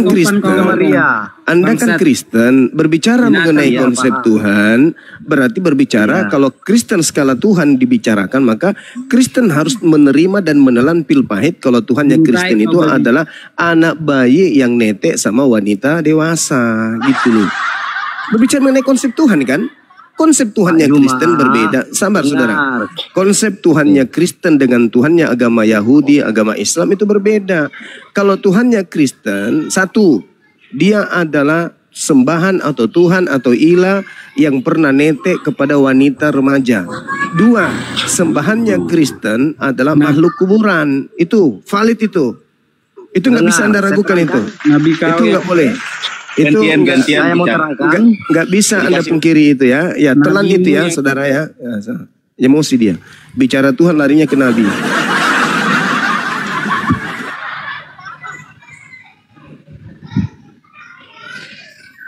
Ya mungkin ada saudara Keilon silakan. Apa itu Tuhan? Apakah Tuhan itu nete? Tuhan makhluk kuburan? Saya mau jawab ya. Nabimu yang suruh nete ini yang bukan istrinya ada. Salah ente menghujat. Anta menghujat itu, ente menghujat. Tidak ada dalilnya itu, tidak ada dalil. Saya terangkan. Kalau saya Lukas 11:26 Tuhannya Kristen itu pernah netek. Ya lanjut. Oke, ya. Begini, tadi Pak Juma katakan Tuhan orang Yahudi sama Tuhan orang Kristen berbeda.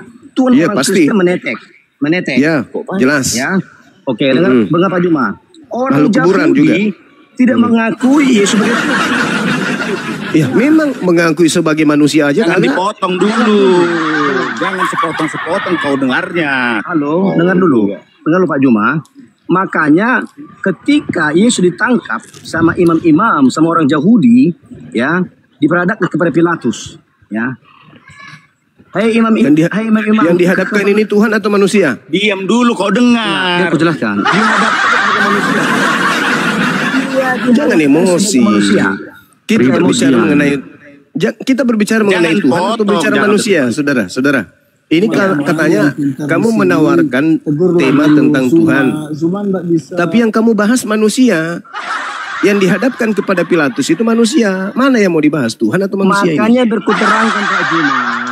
Apa yang mau kau terangkan? Saya kan udah final. Bagaimana aku menerangkan kalau Pak Juma nggak mau dengar? Saya sudah dengarkan, makanya saya tanggapi. Kalau yang Anda ingin mengatakan Zuma ini enggak dengarkan. Kita bicara Anda mau bahas dalilnya, ada ayat. Anda mau bahas manusia atau bahas Tuhan? Jelaskan dulu. Dengarkan. Memang tadi Pak Juma katakan Tuhan orang Kristen netek. Ya itu benar itu. Oke, saya terangkan. Salah nggak? Iya, saya terangkan, betul. Enggak, salah tidak? Nah, betul, gitu dong. Nah, dengarkan ya.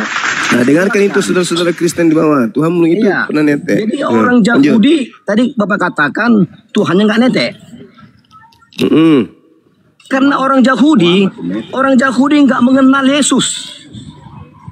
Ya, kurang apa pengenalan Yahudi kepada Yesus? Kalian yang tidak mengenal Yesus.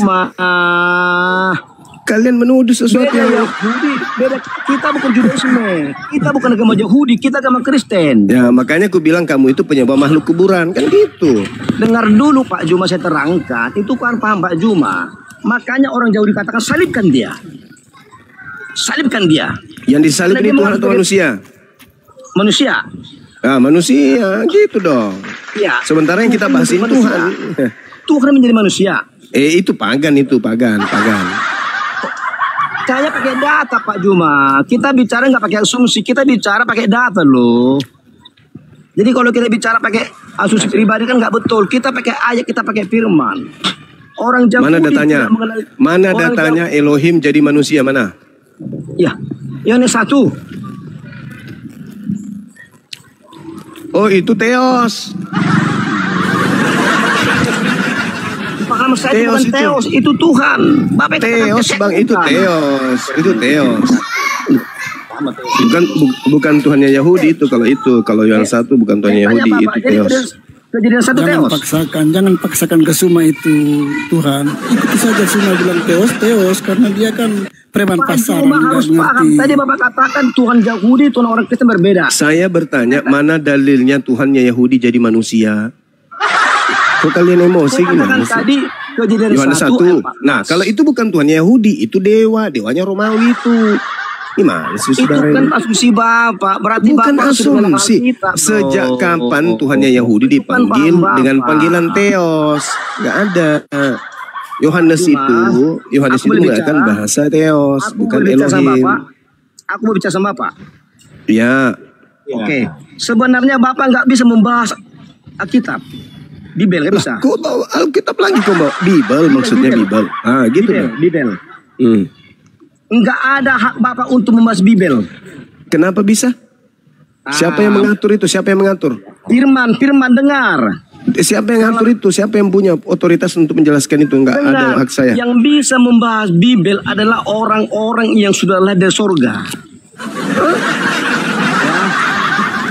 Makanya kok dikatakan dalam hukum Islam, jangan engkau menceritakan rahasia Allah jikalau kamu bukan ahlinya. Dosa besar bagimu. Ya. Kalau bukan ahlinya ya.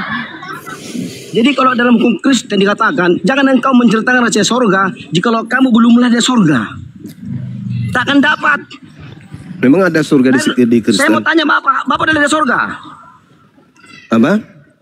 Bapak sudah lahir dari surga? Bapak sudah pernah ke surga? Pak Juma sudah dari surga? Saya dari surga, betul. Pak Juma apa sudah lahir dari surga? Sudah lahir? Iya, betul. Enggak, apakah Pak Juma sudah lahir dari surga? Lari dari surga? Lahir. Oh iya, saya dari surga. Pak, oke.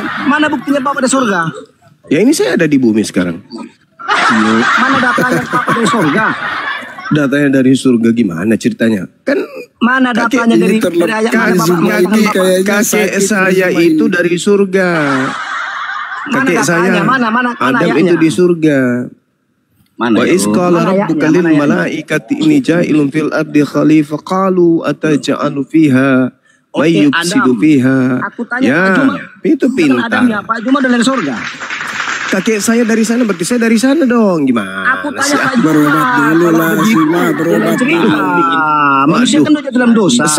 Samanya seperti kalian. Kakek kalian dari neraka, berarti kalian juga dari neraka. Itulah.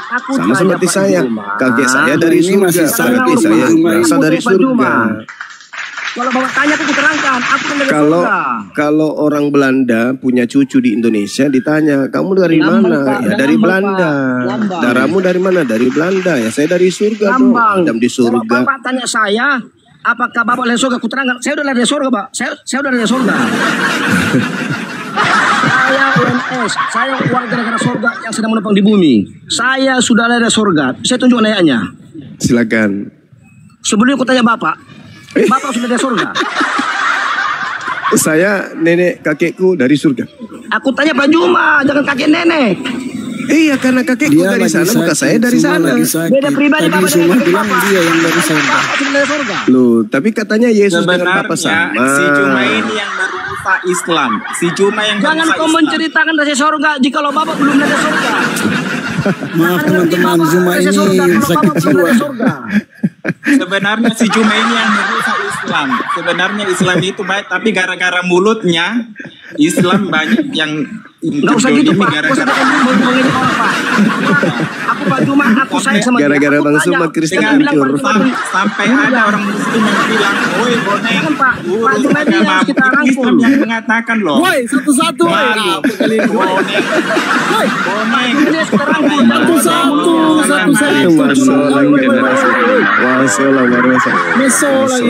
Satu-satu. Budan. Satu-satu lah. Cuma ini hanya mempermalukan Islam. Budan kau diam dulu. Kasih Jimmy dulu. Jangan dulu kau. Kasih hargai temanmu yang Kristen. Aduh, parah ini saudara-saudara penyembah makhluk. Hanya makhluk. mempermalukan Islam loh. Iya, mempermalukan Islam. Karena ada fiti-fiti yang menyebutkan, "Hei boneng, itu Islam loh yang mengatakan. Malu kamu buat," katanya. Itu ada fitinya loh. Karena dia suka menghujat. Oke, karena Pudan nggak bisa diskusi, Bang Jimmy aja lah. Silakan Bang Jimmy. Kita turunkan aja. Dibuka kembali mute-nya. Turunkan aja murid-murid yang keras kepala, yang nakal-nakal ya. Kita naikkan teman-teman Kristen yang lain. Silakan kalau ada teman-teman Kristen nanti typing aja di bawah, Bang. Saya Kristen, biar dinaikkan sama moderator atau sama saya. Lanjut Bang Jimmy, belajar lagi Bang Jimmy. Kita Pak saudara, ya. Kita saudara, semua malu Tuhan saudara. Ya kita satu ayah kita Abraham, ya Ibrahim, ya. Bukan dari Abraham kau, bukan. Apanya? Nabi Abraham tidak sembah manusia. Apanya kau ini? Enggak, maksudnya kita tutup kemanusiaannya. Kita ini satu ayah dari Ibrahim, dari Adam. Itu langsung aja semua orang alam tahu kan sudah ada air bah, kan sudah ada langsung ke Ibrahim aja langsung Sarah dan Hagar. Ya kita langsung aja. Oke, kita kembali Pak ke asal Pak tadi. Aku tanya Pak Juma yang saya kasihi, apakah Bapak Juma sudah lahir dari surga? Jangan kakek, beda kakek dengan Bapak. Ya saya lahir di bumi tapi asalku dari surga. Betul, itu memang kita lahir dari bumi, kita lahir dari ibu kita. Semua manusia lahir dari rahim ibunya. Siapapun dia, mau presiden, mau jenderal, semua lahir dari rahim ibunya. Tetapi kita diperintahkan, kita harus kembali lahir dari surga. Kalau kita masih lahir dari bumi, lahir dari daging, kita akan condong kepada keinginan daging. Kita harus dari surga supaya kita tunduk kepada keinginan roh. Dengan cara makan semua makanan yang diharamkan gitu. Bukan, saya nggak makan daging babi. Saya makan daging babi. Saya daging babi haram. Nanti kita ke situ. Saya makan daging babi. Saya orang Kristen yang bukan makan daging babi. Saya orang Kristen yang tidak mati lama-lama. Saya orang Kristen kalau mati dikafani. Jangan samakan saya dengan Kristen yang lain, Pak. Oh, iya. Saya makan daging babi. Iya, iya. Saya makan Apakah boleh saya katakan Anda adalah Kristen waras? Boleh? Ya, terima kasih. Oh, berarti yang lain gila ya?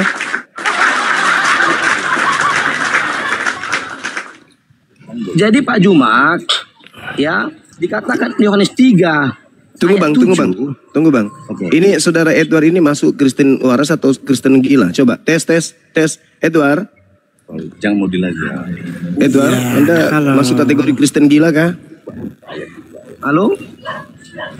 Edward? Kayaknya saya berbicara dengan Bang Suma ini yang masih sakit ya. Oh, dia gila. Dia gila. Kristen gila dia. Beda dengan saudara Jimmy, Kristen waras katanya. Iya, lanjut. Cuman tes doang. Silakan saudara Jimmy, silakan. Ya. Jadi Pak Juma, kita itu kan dianjurkan, diperintahkan, diharuskan harus lahir dari sorga. Wis, mantap. Masuk lagi ke rahimnya Paulus. Kalau kita nggak lahir dari sorga, kita nggak bisa menceritakan rahasia sorga. Dan tidak bisa masuk sorga. Yohanes 3 katakan ayat 7. Yohanes 3 ayat 7 katakan, ketika guru besar Yahudi Nikodemus yang bukanlah dari sorga, dia dibawanya firman sebagai logos pengetahuan. Firman itu dibuat sebagai logos dan pengetahuan. Firman itu nggak menyatu dengan tubuh rohnya. Kalau untuk hukum Islam udah tersirat, nggak sampai tersirat, syariat, hakikat, marifat. Jadi Kristen banyak yang menganggap firman itu sebagai tersurat. Nggak mengerti firman. Sama dengan saya sekarang bicara serius sama Bapak. Bicara apa lagi dia? Halo? Iya. Jadi guru besar Yahudi itu, dengar Pak, guru besar Yahudi, yang penting kan bunyi. Firman hanya sebagai tersurat. Iya. Dia bertemu dengan Yesus. Yohanes 3. Dia bertanya kepada Yesus, Guru, bagaimana caranya supaya masuk surga? Ya. Pintar. Lalu Yesus berkata, Yohanes 3:7, janganlah kamu heran aku berkata kepadamu, kamu harus dilahirkan kembali. Jadi kalau bahasa Bibel, kalau Bibel yang asli, kamu harus lahir dari surga. Nah, itu Yesus mengatakan kata kamu itu untuk siapa, Bang? Nikodemus. Karena Nikodemus ini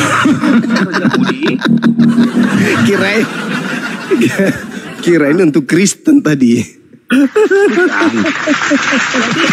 Yesus berkata kepada Nikodemus, guru besar Yahudi, karena Nikodemus pada waktu itu dibuatnya firman sebagai logos pengetahuan. Berarti yang disuruh lahir kembali siapa? Semua manusia. Iya. Masalah semua manusia nggak terkecuali, mau Buddha, mau Hindu, mau apapun agamanya, harus lahir dari surga. Tadi itu ucapan untuk oknum seorang Farisi yang bernama Nikodemus. Kenapa jadi ketepatan dia berbicara sama Nikodemus? Tapi enggak dong. Untuk semua manusia. Seorang Nikodemus ini pemimpin agama Yahudi yang datang kepada Yesus lalu kemudian berkata, Rabi, kami tahu bahwa engkau datang sebagai guru yang diutus oleh Tuhan.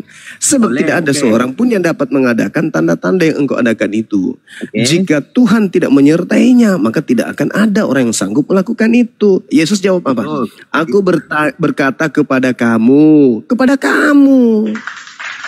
Memang itu berbicara pada waktu itu karena kan yang Nikodemus bertanya. Kalau Pak Juma pun hidup pada waktu itu bertanya Pak Juma juga Yesus berkata enggak boleh. Enggak boleh Anda nafsir kayak begitu karena itu adalah cerita itu yang terjadi pada zaman itu. Itu untuk semua manusia, tapi waktu itu ketepatan Nikodemus. Dari mana Anda mengatakan itu untuk seluruh orang? Sementara ya jelas-jelas itu adalah untuk imam kepala atau imam pemimpin agama Yahudi pada saat begini, Pak. Nah, jangan nanti kalau dikatakan Yesus firman lakukan kebenaran itu kan hanya untuk murid-murid. Jangan gitu, Pak. Ya memang karena tempat murid-murid ada di situ. Memang untuk murid-murid. Bapak ini gimana? Itu semua firman untuk semua manusia, Pak. Oh, tidak ada. Mana dalilnya? Mana dalilnya? Loh. Kenapa nggak ada dalilnya? Mana? Kalau ada. Jadi ke semua saja murid kok. Mana dalilnya? Itu ke semua manusia. Mana dalilnya? Matius 28 tadi ya 19. Itu beda, Jadi, itu beda. Itu ajaran, saudara. Itu ajaran untuk menjadi Kristen. Yang saya tanya ini ajaran Yesusnya bahwa dia diutus untuk seluruh manusia. Jadi maksud Bapak itu perkataan Yesus itu hanya untuk Nikodemus, juga semua orang. Untuk seluruh, dengarkan. Untuk seluruh orang Yahudi, bukan untuk Jadi seluruh manusia. ketika Israel berbicara kepada Muhammad atau Muhammad aja gitu, enggak Nabi Muhammad memang diutus untuk seluruh umat manusia. Ada ya saya pun diutus. Ya, sekarang mana ucapan Yesus aku diutus untuk seluruh umat manusia? Mana Saya ucapan? diutus. Mana ucapan Yesus? Pergilah, itu kan utusan. Pergilah, sampaikanlah firman ke seluruh bumi. Itu disampaikan firman, maksudnya dia diutus untuk seluruh umat manusia itu mana? Mana coba? Itu kan masih diutus. Loh, ucapan Yesus. Jadi kalau saya pergi pelayanan kemana-mana, apakah saya nggak utusin Tuhan? Loh, siapa ente? Inilah kalian suka nyamar-nyamar domba. Sekarang Yesus ente? itu, saya ini Yesus, warga negara surga. di mana dalilnya kau warga negara surga kau? Jangan kau gila, bikin malu aja. Bukan gila Pak Juma. Kenapa gila? Saya ini warga negara surga. Saya tidak warga negara. Sejak kapan surga itu negara Baca apa? Filipi 3:20. Filipi 3:20 Pak. Saya bicara nggak mau tentang pribadi, mau pribadi. Macam apa? Anda ini anak-anaknya Paulus atau anaknya Yesus?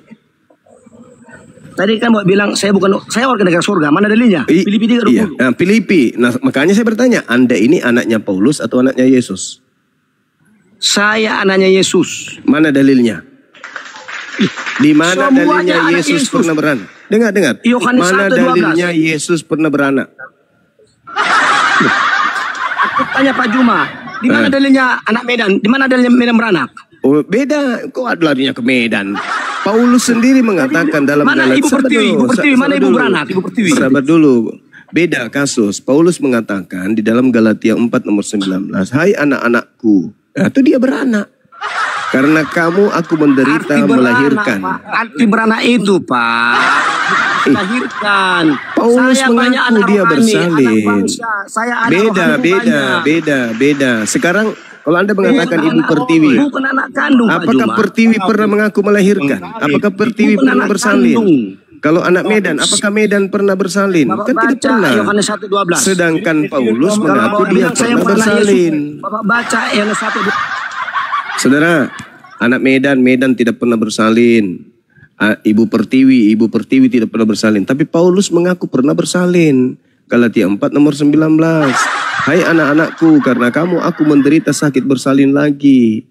Sampai rupa Kristus menjadi nyata di dalam kamu. Jadi Paulus itu mengandung, hamil dia, melahirkan Kristen. Kalian itu anak-anak Paulus. Jangan kau bilang anak-anak Yesus. Yesus tidak pernah bersalin. Paulus bersalin. Galatia 4 nomor 19. Begitu saudara. Medan bukan orang juga.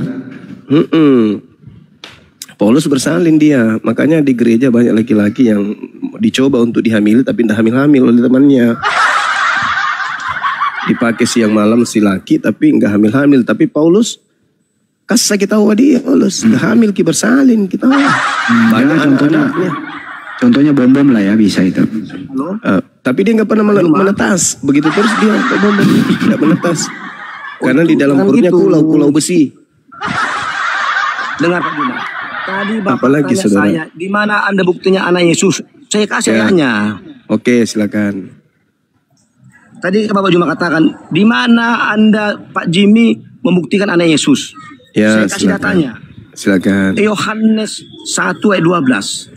Ya, silakan Anda bacakan. Ya Bapak baca, biar lebih enak. Tetapi semua orang yang menerimanya diberinya kuasa untuk menjadi anak-anak Tuhan, bukan anak-anak Yesus. Ya kalau terima dia Bapak menjadi anak. Nggak bisa, kau gila berarti karena Yesus bukan bapak, dia anak. Oke. Kalau Bapak bilang Yesus anak, dengar, jangan ketawa. Baca Bapak Efesus 1:17. Yesus anak, Yesus Bapak.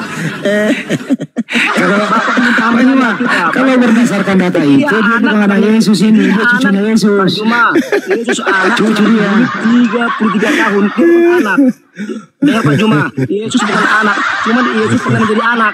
Bapak harus bedakan. Yesus bukan anak, tetapi dia pernah menjadi anak di bumi selama 33 tahun. Yesus bukan anak. Baca Efesus 1:17. Kadang ada sedih-sedihnya juga. Baca, jangan ketawa Bapak. Efesus 1:17. Yesus bukan anak, Pak. Cuman Yesus dia tidak pernah menjadi pernah anak di bumi melahirkan. 33 tahun. Yang Yesus pernah melahirkan menjadi itu anak Paulus. di bumi 33 tahun. Yesus bukan anak. Yang pernah melahirkan itu Paulus, yang pernah hamil Paulus. Yesus Pak nggak pernah hamil. Juma, Yesus, Bapak tidak memahami keesaan Kristen. Makanya banyak orang Kristen mencoba untuk menghamili sesamanya laki-laki. Dia mencoba. Tapi nggak hamil-hamil.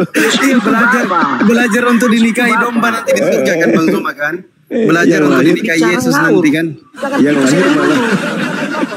Yang lahir malah dedak yang diperam keluar bukan anak. Bapak jangan sharing gitu Pak, jangan gitu sharing Pak, jangan ngambang Pak. Saya jelaskan. Bukan.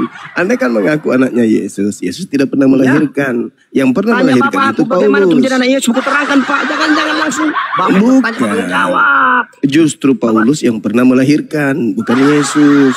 Jangan ngambang Pak. Seharusnya Bapak tanya aku, mana buktinya Pak Jimmy jadi anak? Berku terangkan. Tapi kalian bukan anaknya Yesus, kalian anaknya Paulus. Itu kan Bapak yang bilang. Dalilnya Galatia 9. Itu beda konteks Pak, kita jangan lari dulu. Loh, bagaimana ceritanya Galatia 4 nomor 19 dia mengatakan itu kok? Itu beda konteks, jangan lagi situ. Nanti Hai anak-anakku, karena kamu aku Paulus menderita banyak sakit punya anak, bersalin. dia punya anak rohani. Timoteus, anaknya. Iya itulah. Lemon, bukan rohani itu anak saudara. rohaninya Pak. Itu Jangan ada jasmani. Bapak ke situ. Itu jasmani. Anak-anak yang kau sebutkan tadi itu termasuk Timotius itu bukan anak rohani, itu anak jasmani. Itu anaknya Paulus itu. Itu anak rohani, anak jasmani Pak dilahirkan secara bus tubuh, anak jasmani. Bapak pun salah. Hai anak-anakku, karena kamu aku menderita sakit bersalin. Itu Anda anak mengatakan rohani. Paulus enggak Paulus itu enggak ada naik nafsunya. Bagaimana dia bisa bersalin? Coba. Apakah dia bersalin rohani? Bersalin rohani? Paulus itu tidak punya nafsu. Bapak jangan silap. Iya, mungkin dia tidak punya nafsu. Tapi temannya, buktinya dia hamil.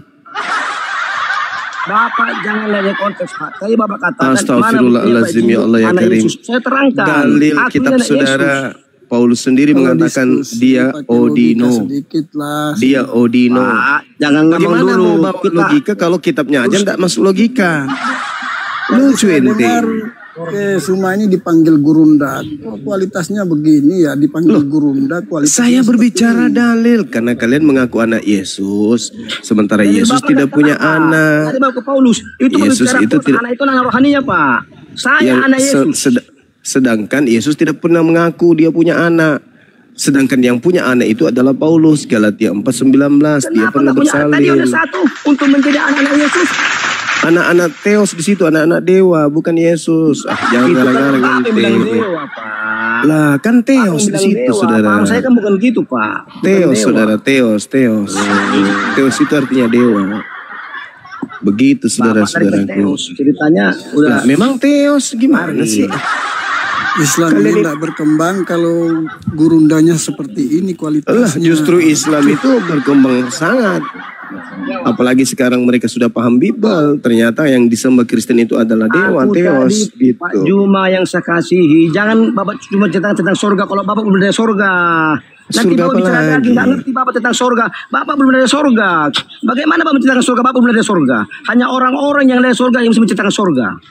Apa pula surga apa lagi yang kau ingin jual? Surga yang mana? Ya surga lah, bukan surga yang ada di sana sek-sek. Surga yang di sana itu semua tubuh kemuliaan.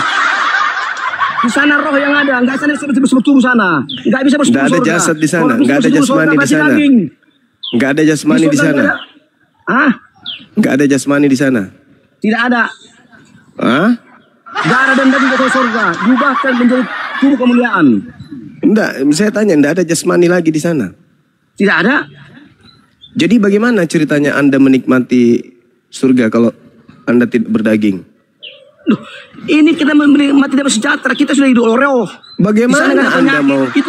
Bagaimana Anda mau jadi sejahtera? Bagaimana Anda mau sejahtera kalau tidak ada jasmani, cuman roh saja? Apanya yang mau sejahtera? Apa yang mau sejahtera kalau cuma roh? 1 Korintus 6 ayat 17. Oh, itu ajaran Paulus. Tadi katanya anak Yesus, tapi kok ternyata ibu Paulus yang Anda sebutkan dalilnya. Nanti memang betul-betul Anda ini anaknya Paulus, Anda ini. Tidak memahami siapa Paulus. Anaknya Paulus, Anda ini. Itu jurusnya Zuma kalau debat anaknya Paulus. Ya iya dong, kan Anda mengatakan kualitasnya Anda mengatakan bahwasanya Anda di surganya Anda nanti itu tidak ada jasmani. Jangan ngambang, Pak. Sementara Yesus mengatakan engkau akan makan. Tadi kita berbicara tentang ketuhanan. Elohim bersama itu aku. Beda Allah, Pak. Beda Saudara, Elohim. Bapak harus paham. Saudara, Yesus berkata dalam Lukas 23, aku berkata kepadamu, sesungguhnya nanti kita akan makan bersama-sama di surga. Akan bukan duduk semeja. Makan rohani, Pak. Bapak pun memahaminya. Mati meja. Bapak ini makanya rohani. Justru nggak ada penyet, Pak. Itu bicara makan rohani, Pak. Mati meja makan rohani, buset. Bagaimana itu meja sajian. Makanya bawa benar-benar di meja sajian itu ada roti, Pak. Ada roti, ada surga minuman. Oh, ini Bapak pahamnya beda. Ceritanya. Jadi Anda di sana menjadi makhluk roh. Makan daging kambing di sana enggak. Jadi di sana Anda menjadi makhluk roh gitu. Perjamuan anak domba dijamu semua anak-anaknya. Tapi serba roh. Iya. Serba roh. Bagaimana kira-kira ceritanya Anda mengatakan serba roh di sana sementara Yesus makan minum gitu loh. Bukan makan kue, bukan minum kue. Iya, bukan makan orang kue, yang haus akan lapar. Tapi bukan makan minum di sana. Namanya makan bukan itu. Bukan makanan jasmani, Pak Juma. Kata siapa? Itu paham Bapak seperti itu ya. Sementara Yesus mengatakan di dalam Yohanes 5:29 dikatakan bahwa manusia akan dibangkitkan dari kematian. Gitu saudara, untuk dihakimi. Nah sekarang kalau manusia dibangkitkan untuk dihakimi, apanya yang dihakimi? Rohnya saja, jasadnya tidak gitu. Jadi jasad ini tidak dihakimi, cuman roh. Jadi yang masuk ke neraka ini yang dibakar roh. Gitu. Jangan-jangan Anda ingin mengatakan api rohani juga. Gimana Yesus sendiri mengatakan, engkau akan duduk bersama-sama dengan aku di dalam Firdaus. Engkau akan makan minum bersama dengan aku, dengan Abraham, semeja dengan Abraham. Gimana ceritanya Anda ini? Di surga kok jadi makhluk roh? Bukankah manusia dibangkitkan? Kalau roh itu nggak perlu dibangkitkan. Yang perlu dibangkitkan itu adalah jasmani bersama dengan roh. Kalau Anda mengatakan yang bangkit itu cuman roh saja, ya ngapain ke surga? Buat apa? Apa yang bisa dinikmati oleh roh? Gak ada yang bisa dinikmati oleh roh.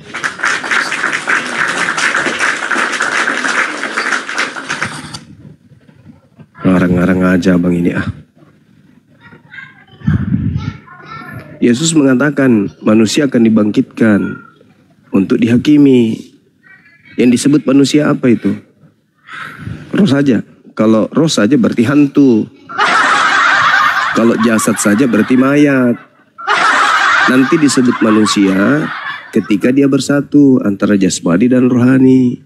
Maka yang bangkit adalah jasmani bersama dengan rohani untuk dihakimi. Kalau Anda mengatakan jasmani ini tidak akan dihakimi, pantaslah kalian jadi Kristen. Makan semua yang diharamkan. Karena ternyata lambung Anda tidak akan dibangkitkan. Tubuh Anda tidak akan dibangkitkan, jasad Anda. Salah.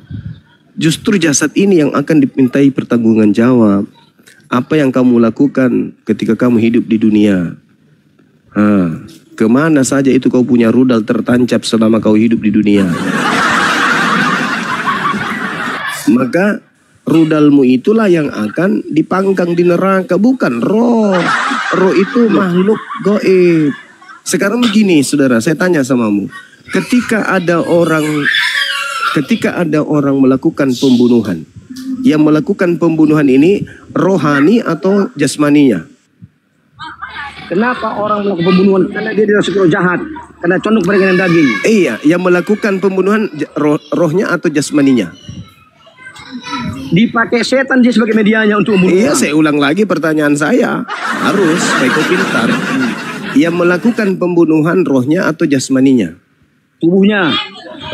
Tubuh yang Anda maksud jasmani atau rohani? Jasmani. Jasmani. Terus yang akan mendapatkan imbalan terhadap perbuatan membunuh ini siapa? Di neraka. Di neraka, makanya Bapak dengar keterangannya Pak. Di neraka untuk dengar. Aku udah paham maksud Bapak, tapi Bapak nggak mau dengar bicara. Dengar dulu. Iya, Pak. yang disiksa di neraka siapa? Dengar aku terangkan, makanya aku terangkan Pak. Siapa yang disiksa Pak? Makanya dikatakan Wahyu 14 ayat 13, berbahagialah orang yang mati di dalam Tuhan. Sungguh kata roh, mereka beristirahat dengan tenang dari segala jeri mereka. Pertanyaan saya, yang mendapatkan siksaan, itu arahnya. Enggak usah terlalu lebay. Yang mendapatkan siksaan di neraka itu siapa? Jasmani atau rohani? Yang mendapatkan siksaan di neraka, yang dengar aku terangkan ke situ arahnya. Yakini Yesus Juru Selamat itu sudah. Mimpi penyembah makhluk kuburan. Dengar saudara, saya bertanya, yang melakukan pembunuhan siapa? Anda jawab jasmani. Pertanyaan saya, yang mendapatkan siksaan di neraka siapa? Tubuh jiwa rohnya. Apa? Disiksa. Tubuh jiwa roh disiksa 3-3. Jasmaninya enggak? Tubuh kan jasmani, tubuh jiwa roh disiksa 3-3-nya. Berarti yang dibangkitkan dari kubur jasmani atau cuma rohani? Dibangkitkan jasmaninya, diubahkan menjadi kemuliaan. Dia manusia. Begitu. Begitu saudara. Begitu. Jadi, oke. Sekarang kita balik. Udah selesai. Sekarang kita balik. Ketika ada orang melakukan kebaikan, maka yang melakukan kebaikan ini jasmaninya saja atau rohaninya juga? Atau sebaliknya? Rohnya toh, jasmaninya juga kan? Dengar Pak. Jasmaninya juga enggak? Orang melakukan dengar. Jasmaninya juga atau tidak? Jasmaninya juga dengar dulu. Begitu dong. Berarti yang ke surga. Berarti yang ke surga mendapatkan upah dari kebaikannya siapa? Berarti yang ke surga, yang dibangkitkan ke surga untuk mendapat balasan kebaikannya itu siapa? Jasmani atau rohani saja? Kena kau di sini.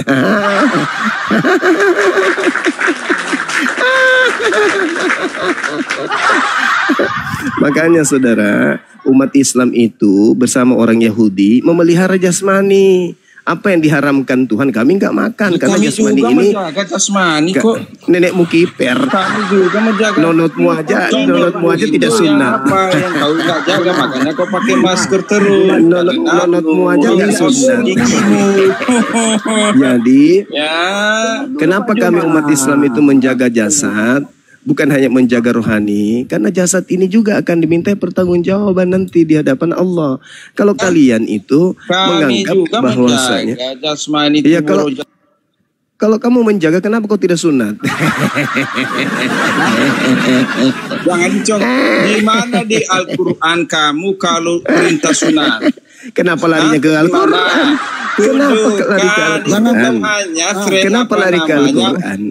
Walaupun tidak ada perintahnya di dalam Al-Quran menurut ente, yang pasti kami bersunat. Lari nih, kalau saja lari. Jasmani di Islam apa yang diperintahkan Tuhan kami lakukan. Kenapa? Salah dulu, gantian karena Anda tidak layak ditanyai. Anda tidak layak ditanyai. Maka saya jelaskan dulu. Di Islam itu jasmani dibersihkan, rohani dibersihkan. Karena dua-duanya akan dimintai pertanggungjawab. Itu yang betul. Makanya Yesus mengatakan apa? Perbanyaklah amal surga, harta surga. Karena harta surga itu tidak dimakan karan. Apa itu amal kebaikan? Takutlah kepada Bapa, takutlah kepada Tuhan yang mampu membunuh jasmani. Selain mampu membunuh jasmani, dia juga mampu melemparkan manusia ke dalam api neraka. Yang disebut manusia Juma, itu adalah lengkapnya jasad siapa dan neraka, siapa rohani. surga? Gitu, Pak saudara.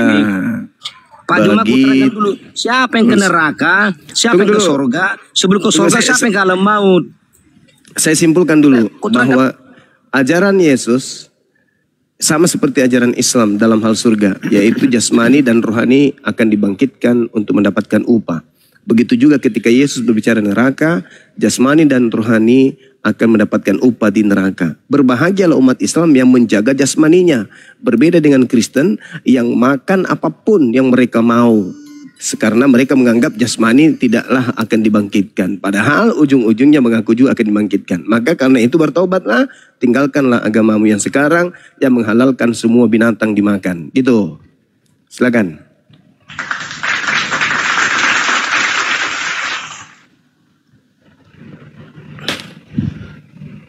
Silakan Anda jelaskan tentang surga neraka. Dan saya yakinkan Anda memiliki ijazah palsu. Oke. Aku tanya lu Bapak. Ya. Aku tanya Bapak.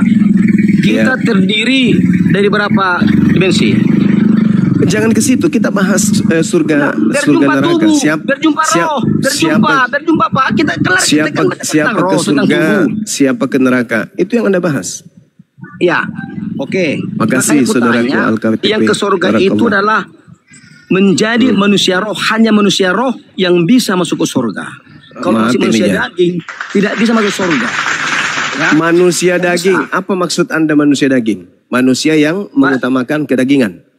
Iya. Oke. Jadi ketika sabar. Dengar. Ketika daging Anda membutuhkan makanan yang diharamkan oleh Tuhan pencipta langit dan bumi, apa yang Anda lakukan? Anda penuhi kepenuhannya daging Anda atau Anda utamakan rohani Anda atau kedagingan Anda yang Anda lebih? Ketika misalnya diharamkan babi. Saya nggak makan yang babi. Misalkan diharamkan babi. Oke. Nah, sekarang bagi orang Kristen, babi itu haram atau halal? Haram. Mana dalilnya haram untuk Kristen?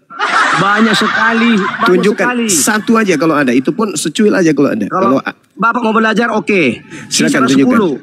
Silakan. Tapi tadi kita dari ngambang, nanti bisa terangkan itu ya. Silakan Anda bacakan dalilnya.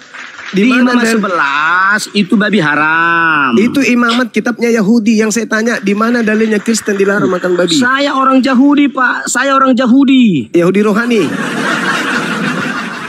Bapak baca dulu. Bapak baca Galatia 3 ayat 27, 28, 29. Saya orang Yahudi, Pak. Yahudi rohani. Kalau tidak menjadi Yahudi nggak bisa masuk surga. Kalau ada orang yang bukan Yahudi mengaku Yahudi, apa namanya? Serigala nyamar? Saya orang Yahudi. Saya ulang lagi. Kalau ada orang non Yahudi yang mengaku Yahudi, dia apa namanya? Serigala berbulu toke atau serigala berbulu kecoa? Mana yang betul? Jangan ke situ Pak. Jemaat iblis ya Bang. Jemaat iblis ini. Jemaat iblis. Maunya Bapak tanya. Jemaat iblis ini. Pak cuma tanya aku, mana buktinya kau orang Yahudi? Mana datanya? Mana ayatnya? Tunjuk ke saya Bapak. Mana buktinya Anda orang Yahudi? Itu bagus Pak, terima kasih kan enak. Ya, kan silakan. enak gitu Pak. Iya, karena saya tahu pasti ujung-ujungnya ketahuan kalau Anda bohong. Silakan. Oke. Tidak bohong. Ya silakan, saya cuma saya tidak mau mempermalukan Anda, tapi karena Anda mau dipermalukan ya silakan Anda tunjukkan di mana. Saya malu. Saya pakai data Pak. Iya silakan. Saya Pak mengerti firman kita sharing ini. Saya bukan orang goblok. Saya berbicara Bapak, saya tetap ada data. Bapak baca Galatia 3. Galatia 3. Iya. Galatia 3 nomor berapa? Ayat 27, ayat 28, ayat 29. Oke baik, kita baca ya 27 sampai nomor 92 ya. Kita baca. Karena kamu semua yang dibaptis telah mengenakan Kristus. Pelan-pelan diterangkan. Pelan-pelan dulu diterangkan. Saya baca dulu, habis itu Anda membual. Saya baca dulu, habis itu Anda membual. Dalam hal ini tidak ada orang Yahudi atau orang Yunani. Tidak ada hamba atau orang merdeka. Tidak ada laki-laki atau perempuan. Karena kamu semua adalah satu di dalam Kristus Yesus.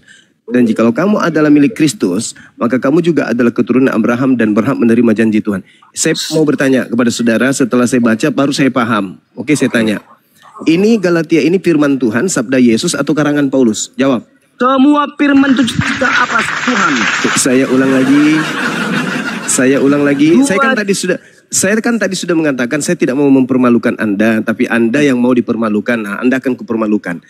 Saya ulang, Galatia ini firman Tuhannya Yahudi, sabda Mesias, atau karangan Paulus botak? Tidak ada. Dengar Pak, dengar. Segala tulisan yang difirmankan Tuhan. Yang difirmankan Tuhan. Tapi ini kan makanya muncul pertanyaan. Ini yang diilhamkan Tuhan adalah baik untuk mendidik dan mengajar. Saya tahu kalau itu. Jadi, sekarang pertanyaan saya. Galatia 3 ini apakah firman Tuhannya Yahudi?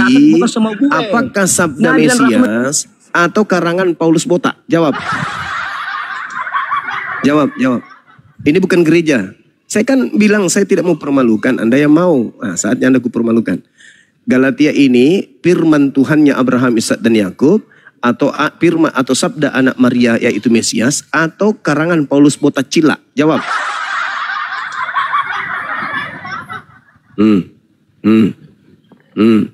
Ternyata Anda mau mengatakan ini firman Tuhan, berarti tergenapi. Iblislah yang menjadi bapakmu, berarti kamu ingin menjadikan Paulus menjadi Tuhanmu. Selamat. Ternyata Paulus ini adalah Tuhan. Berfirmanlah Tuhan Paulus. Karena kamu semua yang dibaptis dalam Kristus telah mengenakan Kristus. Dalam hal ini tidak ada orang Yahudi atau orang Yunani. Tidak ada hamba atau merdeka. Tidak ada laki-laki perempuan. Firman Tuhan itu jauh sebelumnya sudah tertulis akan datang penyesat-penyesat. Jadi inilah kita sudah senang dengar itu. Nenekmu kiper. Kau tahu nggak dalil yang mengapa saya katakan kalian itu akan saya permalukan? Karena dalil inilah yang sabar. Karena dalil inilah dalil inilah yang digunakan oleh pastor dan pendeta di barat untuk mengkawinkan sesama jenis. Paham? Itu kalau di sana, kalau di sini enggak ada. Karena di dalil Galatia 3 nomor 28 itu di situ dikatakan tidak ada lagi perempuan, tidak ada laki-laki. Kalian semua adalah sama. Jadi kalau ada laki-laki menggauli laki-laki, kata Paulus, sama aja. Kalian itu sama aja. Itu pendeta yang di luar negeri, Amerika itu pendeta sesat. Ya, ada dalil yang dia gunakan. Tapi tidak ada kalau manusia sama sekarang sejenis, begini, oke, yang lain diam. Saudara Jimmy, Anda bukan darah Yahudi, tapi Anda mengaku Yahudi karena dalil ini kan? Ya. Bolehkah Anda mengaku perempuan? Oh, itu sudah beda lain konteksnya. Lah kok beda? Astagfirullahaladzim. Saudara, dengarkan. Nomor 28 dengarkan. Dalam hal ini tidak ada lagi orang Yahudi atau orang Yunani. Tidak ada hamba atau orang merdeka. Tidak ada laki-laki, tidak ada perempuan. Karena kamu semua adalah satu di dalam Kristus Yesus. Pertanyaan saya. Video begini saya juga bisa. Saudara, Anda mengatakan Anda adalah orang Yahudi. Kenapa Anda mengatakan diri Anda orang Yahudi? Karena Yesus kalau mengatakan cuma video-video begini bisa diedit, saya juga tidak ada lagi Yunani. Tidak ada laki-laki, tidak ada lagi perempuan. Semuanya satu dalam Yesus Kristus. Pertanyaan saya, bolehkah kamu yang bukan Yahudi mengaku Yahudi? Boleh. Bolehkah kamu yang laki-laki yang bukan perempuan mengaku perempuan? Boleh, paman. Tapi pakai ludah. Kalau cuma video-video begini saya bisa edit juga. Mana akunnya Bang Zuma? Terpental kali. Ini Bang Zuma. Kepental kali ya? Maksudnya Pak Juma, mau orang Arab, mau orang Inggris, mau orang Batak, orang Karo, orang Manado, sama Tuhan. Yesus dalam yang bukan Yahudi boleh mengaku Yahudi berdasarkan dalil itu. Saudara yang bukan Yunani boleh mengaku Yunani oleh karena dalil itu. Saudara yang laki-laki boleh mengaku perempuan oleh dalil itu. Betul atau tidak? Kalau pendeta yang bilang ya bisa dipertimbangkan, tapi kalau Zuma yang bilang itu penyesat. Begitu. Makanya tunggu Bang, pakai ludah dulu Bang ya, pakai ludah Bang, pakai ludah. Ya Bang ya. Ini dalil. Makanya saya katakan jangan kau sentuh dalil itu tadi, ku permalukan nanti kamu. Anda mau, bukalah aibnya. Inilah dalil yang dipakai oleh pastor pendeta mengkawinkan aki sama aki, ewe sama ewe. Karena tak ada lagi pembeda antara aki sama